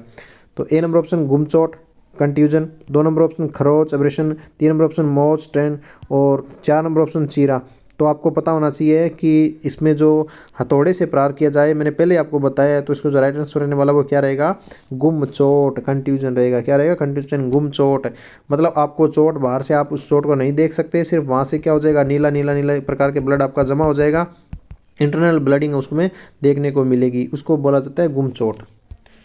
नेक्स्ट क्वेश्चन अपने करते हैं 53 नंबर क्वेश्चन, 55 नंबर क्वेश्चन रहेगा, निम्नलिखित में से कौन सा उस मशीन को संदर्भित करता है जिसका उपयोग हृदय के काम करना बंद करने के बाद उसे पुनः आरंभ करने के लिए किया जाता है। सबसे पहले आपको पता होना चाहिए, अगर कोई व्यक्ति का हृदय काम करना बंद कर देता है तो अपने फर्स्ट एड के अंदर उसमें क्या करते हैं, अपने CPR देते हैं भाई, CPR। अब उसमें CPR का यूज़ अंदर हॉस्पिटल के अंदर ये जो मशीन यूज़ की जाती है वो उसका नाम क्या है, उसका भी देखते हैं क्या बोला जाता है। और उसमें क्या होगा, एक आदमी द्वारा उसे सुरक्षित और प्रभावी ढंग से किया जा सकता है, मतलब इसमें 2 आदमी की आवश्यकता नहीं होती है, एक आदमी भी द्वारा उसमें इस विधि के द्वारा उसको क्या किया जा सकता है, मतलब हृदय का जो पुनः काम करना स्टार्ट किया जा सकता है। ए नंबर ऑप्शन स्टेथोस्कोप। भाई स्टेथोस्कोप का यूज़ अपने क्या होता है, हृदय की व्यक्ति की सांस के मतलब सांस को शुरू करना, श्वसन को शुरू करना नहीं होता, हृदय का काम स्टार्ट करना नहीं होता स्टेथोस्कोप का क्या काम होता है, प्लीज़ आप वीडियो में कमेंट करें। 2 नंबर ऑप्शन इसमें क्या होगा, AED की फुल फॉर्म आपसे AED भी दे सकता है, जैसे यहाँ पे इसने दिया AED, तो AED का मतलब होता है क्या होता है, ऑटोमेट एक्सटर्नल डिफाइब्रिलेटर। तो आपको ये भी पता होना चाहिए AED का मतलब क्या होता है, AED और डिफाइब्रिलेटर का मतलब क्या होता है। डिफाइब्रेटर किसे कहते हैं, डिफाइब्रेटर की आपको फोटो देकर पूछा जाएगा निम्न में से किस प्रकार का उपकरण है, तो ये भी आपको पता होना चाहिए। 3 नंबर देखें, एक्सरे मशीन, ये एक्सरे मशीन किसके लिए यूज़ की जाती है, एक्सरे मशीन ज़्यादातर फ्रैक्चर के अंदर यूज की जाती है। 4 नंबर ऑप्शन पेशेंट मॉनिटर्स, आपको ये भी ध्यान में रखना पेशेंट मॉनिटर्स क्या चीज़ होता है। ये अब आपको पता हो गया कि अगर ऐसी कौन सी चीज़ है या कौन सा उपकरण है जिसके द्वारा उसके हृदय को पुनः काम करना शुरू कर देता है, तो इसका जो राइट आंसर रहने वाला है वो क्या रहेगा, 2 नंबर। 2 नंबर इसका राइट आंसर रहने वाला है। ऑटोमेट एक्सटर्नल डिफाइब्रेटर, इसको क्या बोला जाता है, AED। इसकी AED की फुल फॉर्म आपको पता होनी चाहिए। नेक्स्ट क्वेश्चन करते हैं 56 नंबर क्वेश्चन। निम्नलिखित में से कौन सा स्ट्रोक का सामान्य लक्षण है। स्ट्रोक मतलब स्ट्रोक कब होता है, स्ट्रोक आपको पता होना चाहिए। स्ट्रोक का मतलब क्या होता है, शोक का मतलब क्या होता है। स्ट्रोक का मतलब होता है सीधा से आपके माइंड में सप्लाई मतलब ऑक्सीजन की सप्लाई ना होना, ब्लड का सप्लाई ना होना, क्या कहलाता है, स्ट्रोक कहलाता है। स्ट्रोक के अंदर क्या क्या बातें आपको देख सकती हैं मिलेगी। इससे क्या हो सकता है, स्ट्रोक होने से आपके बाल झड़ना स्टार्ट हो जाएंगे। 2 नंबर ऑप्शन वजन कम होना स्टार्ट हो जाएगा। चेहरे का लटक जाना। 4 नंबर ऑप्शन छाले पड़ जाना। तो चेहरे का लटक जाना ये इसके सिम्टम देखे जाते हैं, चेहरे का लटकना, नीलापन दिखाई देना, ब्लड का सप्लाई ना होना और उसको सांस अच्छे से न ले पाना, ये सारा क्या होता है, ये स्ट्रोक के सिम्टम देखे जाते हैं। नेक्स्ट अपने बात करते हैं 57 नंबर क्वेश्चन की। आप देखते हैं कि एक व्यक्ति एक इमारत की पहली मंजिल से गिर जाता है। मान लो कोई इमारत है, इमारत से पहली मंजिल से वो गिर जाता है और उसके पैर की हड्डी टूट जाती है। पैर मतलब उसकी बोन फ्रैक्चर हो गया है, जो फ्रैक्चर होने के बाद घाव से हड्डी बाहर आ जाती है। अब आपसे पूछा कि हड्डी अगर बाहर आ जाती है तो आप आ जाती है तो प्राथमिक चिकित्सालय संबंधित में किस में जो कथन सही रहेगा, निम्नलिखित में कौन सा कथन सही रहेगा, कौन सा कार्य उसके लिए फर्स्ट एड के रूप में देखा जा सकता है। और दूसरा आपको पता हो जाना था अगर कोई व्यक्ति हड्डी टूटकर बाहर आ जाना किस प्रकार का फ्रैक्चर है, प्लीज़ वीडियो में कमेंट करें फटाफट से। जो ये इसमें तो कमेंट आपसे ये पूछा गया है कि मतलब कौन सा फर्स्ट एड के रूप में है, क्योंकि सारी जो आपसे यूनिट रही है फर्स्ट एड की यूनिट है, तो आपसे इसमें कार्य पूछे जाएंगे ज़्यादातर। तो अगर आपसे पूछा जाए किस प्रकार का फ्रैक्चर है तो वो फर्स्ट एड के अंदर नहीं आता। तो फ्रैक्चर आपको पता होना चाहिए, अगर कोई हड्डी टूटकर बाहर आ जाती है तो वो किस प्रकार का फ्रैक्चर है, प्लीज़ वीडियो में कमेंट करें फटाफट। तो उसका राइट आंसर क्या रहने वाला अपने देखते हैं। ए नंबर ऑप्शन हड्डियों को सीधा करने के लिए पूल का इस्तेमाल करें। 2 नंबर ऑप्शन पैर की गति को रोकने के लिए घाव के चारों ओर एक सख्त सीधे पदार्थ जैसे कोई लकड़ी हो गया, डंडा वगैरह पदार्थ के साथ साफ कपड़ा पट्टी लगाएं। 3 नंबर ऑप्शन पैर को घुमाएं। 4 नंबर ऑप्शन बर्फ़ लगाएं। तो इसका जो राइट आंसर रहने वाला वो क्या रहेगा, तो इसका राइट आंसर रहेगा 2 नंबर। आपको ये काम पूरा का पूरा करना है फर्स्ट एड के अंदर जब उसके कोई फाट इमारत से या कोई व्यक्ति गिर जाता है या कोई बच्चा गिर जाता है, बच्चे गिरने या व्यक्ति के गिरने के कारण अगर उसकी मतलब जो हड्डी है वो उसके मतलब भाग से शरीर के भाग से बाहर निकली हुई दिखाई देती है, तो आपको क्या करना है फर्स्ट एड के रूप में ये काम आपको करना है 2 नंबर का। दूसरा आपसे पूछा जाए बच्चों के अंदर किस प्रकार का फ्रैक्चर पाया जाता है, प्लीज़ वीडियो में कमेंट करें, क्योंकि बच्चे का जो फ्रैक्चर होता है ये टाइप में सबसे ज़्यादा यही पूछा जाता है कि बच्चे के अंदर कौन सा किस प्रकार का फ्रैक्चर पाया जाता है, ये आपको पता होना चाहिए। जिन जिन लोगों को पता है प्लीज़ वीडियो में कमेंट करें और जिनको नहीं पता है प्लीज़ सभी अपने जो सही या गलत कमेंट जरूर करें, इससे आपके कमेंट में आपको पता चल सकता है। तभी तो हम जो क्लास है स्टार्ट करते हैं वो डायरेक्ट ही अपलोड नहीं करते हैं, इसको डायरेक्ट ही अपने जो यूट्यूब पे देखने को नहीं मिलती है। कुछ जो 1 घंटे का टाइम होता है, जितना इस क्लास का टाइम होता है उतने टाइम के लिए आपको कमेंट वगैरह सारा शो करने के लिए आपको लाइव क्लास इसमें अपलोड की जाती है। तो आपको कमेंट करना होता है, उसके अंदर आपको पता चल जाएगा कि इन लोगों को मेरा क्वेश्चन गलत है या सही है। 58 नंबर फेफड़े छाती की कैविटी किस तरफ स्थित होती है। मान लो आपसे पूछा जाए कैविटी के बारे में, कैविटी क्या चीज़ है। कैविटी का मतलब होता है हिंदी में गुहा। तो आपके अंदर लगभग 4 प्रकार की कैविटी देखी जाती है बॉडी के अंदर, और इसका मैंने अपने ग्रुप में डायग्राम भी आपको सेंड किया था, और किस कैविटी के अंदर कौन कौन से पार्ट पाए जाते हैं बॉडी के, तो ये भी आपको पता होना चाहिए। ए नंबर ऑप्शन दाएं, क्या आपके फेफड़े दाएं तरफ मतलब स्थित होते हैं। 2 नंबर ऑप्शन लेफ्ट बाएं, लेफ्ट हो गया बाएं। 3 नंबर ऑप्शन सेंटर मतलब बीच में। 4 नंबर ऑप्शन हो गया बाएं और दाएं, लेफ्ट और राइट मतलब राइट एंड लेफ्ट। तो इसका जो राइट आंसर रहने वाला वो क्या रहेगा, प्लीज़ वीडियो में कमेंट करें। जो आपके फेफड़े होते हैं कैविटी के अंदर, उस कैविटी के अंदर किस पोजीशन की या किस स्थिति के अंदर या किस लोकेशन पर होते हैं, तो उसकी लोकेशन देखी जाए तो इसका राइट आंसर रहेगा 4 नंबर। 4 नंबर इसका राइट आंसर रहने वाला है। बाएं और दाएं दोनों तरफ आपके क्या होते हैं, लंग्स और फेफड़े होते हैं। हाँ, और कैविटी कितने टाइप की होती है, कौन कौन सी कैविटी होती है और किस चीज़ के अंदर क्या आता है, प्लीज़ वीडियो में कमेंट करें। और पिछले वीडियो में जैसे आपको देखने को मिला था कि जो आपने किडनी का था, किडनी के बारे में पूछा गया था, आपको पता होता चाहिए किडनी के बारे में, तो वो उसका गलती से गलत बता दिया गया, लेकिन उसका जो एब्डोमिनल होता है उसके अंदर किडनी पाई जाती है। अगर आप नेक्स्ट क्वेश्चन देखते हैं, निम्नलिखित में से कौन सा वायु मार्ग रुकावट का कारण भी बन सकता है। मान लो कोई ऐसा कौन सा कारण है जो वायु मार्ग रुकावट बन सकता है। जो वायु मार्ग है, श्वसन मार्ग है, उसको रुकावट बन सकता है। ए नंबर ऑप्शन घुटनों में दर्द, 2 नंबर ऑप्शन जलने या एलर्जी परिणाम स्वरूप गले के ऊतकों की सूजन, 3 number option anorexia, 4 number option सीढ़ी चढ़ना। एनोरेक्सिया भी आपको 2 बार पूछा गया है, तो इसके अंदर क्वेश्चन के अंदर एनोरेक्सिया आपको 2 बार देखने को मिला है, तो आपको पता होना चाहिए एनोरेक्सिया क्या होता है। प्लीज़ कमेंट करें। तो इसका जो राइट आंसर रहने वाला वो क्या रहेगा, जलने या एलर्जी परिणाम स्वरूप गले और ऊतकों की सूजन। किसमें देखी जा सकती है, अगर आपके गले में क्या होगी, गले में सूजन हो जाती है, तो जलने, अगर आपका गला जल जाता है, गले जलने में या एलर्जी या परिणाम स्वरूप गले में ऊतकों में सूजन हो जाती है, तो आपको क्या हो सकती है, आपका वायु मार्ग रुकावटें बन सकता है। ये निम्न कारण हो सकता है। लास्ट अपना फाइनल क्वेश्चन है फर्स्ट एड यूनिट से, और फर्स्ट एड यूनिट से सारे के सारे जितने भी क्वेश्चन आपको बनते हैं इसके अंदर सारे कराए गए हैं, और बहुत सारे क्वेश्चन हैं वो भी आपको करा दिए जाएंगे। अगर यदि रक्तस्राव शरीर की खोपड़ी, छाती और पेट के भीतर हो तो उसे क्या कहा जाता है। अगर मैंने बोला कि आपकी कोई कोई रक्त है, ब्लडिंग हो रही है, हेमरेज हो रहा है, वो आपकी बॉडी के अंदर ही हो रहा है, इंटरनल हो रहा है, तो उसको इंग्लिश में क्या बोला जाएगा। वो इसमें तो डायरेक्ट ही पूछा गया, सबको पता होना चाहिए, किसी का गलत नहीं होना चाहिए। ए नंबर ऑप्शन अल्पावधि, 2 नंबर ऑप्शन दमनीय, 3 नंबर ऑप्शन बाहरी, 4 नंबर ऑप्शन आंतरिक। तो इसका जो क्या राइट आंसर रहने वाला वो क्या रहेगा, इंटरनल। 4 नंबर इसका राइट आंसर रहेगा। तो आज का वीडियो आपको कैसा लगा, आज की क्लास आपको कैसी लगी, और फर्स्ट एड से रिलेटेड जितने भी क्वेश्चन आपको कौन कौन से गलत हो रहे हैं वो भी, अगर कोई आपको टॉपिक नहीं आता है तो प्लीज़ आप मुझे ग्रुप में मैसेज कर सकते हैं। जो लोग अपने ग्रुप को ज्वाइन नहीं किया है, वो ग्रुप का जो नंबर है मैं आपको शेयर कर देता हूँ, 8426936269। इस नंबर पर आप मैसेज कर सकते हैं, और पीछे के अगर आपने टेस्ट नहीं दिए तो आपको सारे टेस्ट मिल जाएंगे, और अपने यूट्यूब पर जाकर आपको क्लास देकर उसके आंसर भी आप देख सकते हो। और जिन जिन लोगों ने अपने अपने चैनल को लाइक नहीं किया, सॉरी इस वीडियो को लाइक नहीं किया, प्लीज़ वीडियो को लाइक करें, और ज़्यादा से ज़्यादा इस चैनल को सब्सक्राइब करें। वीडियो के एंड तक बने रहने के लिए धन्यवाद।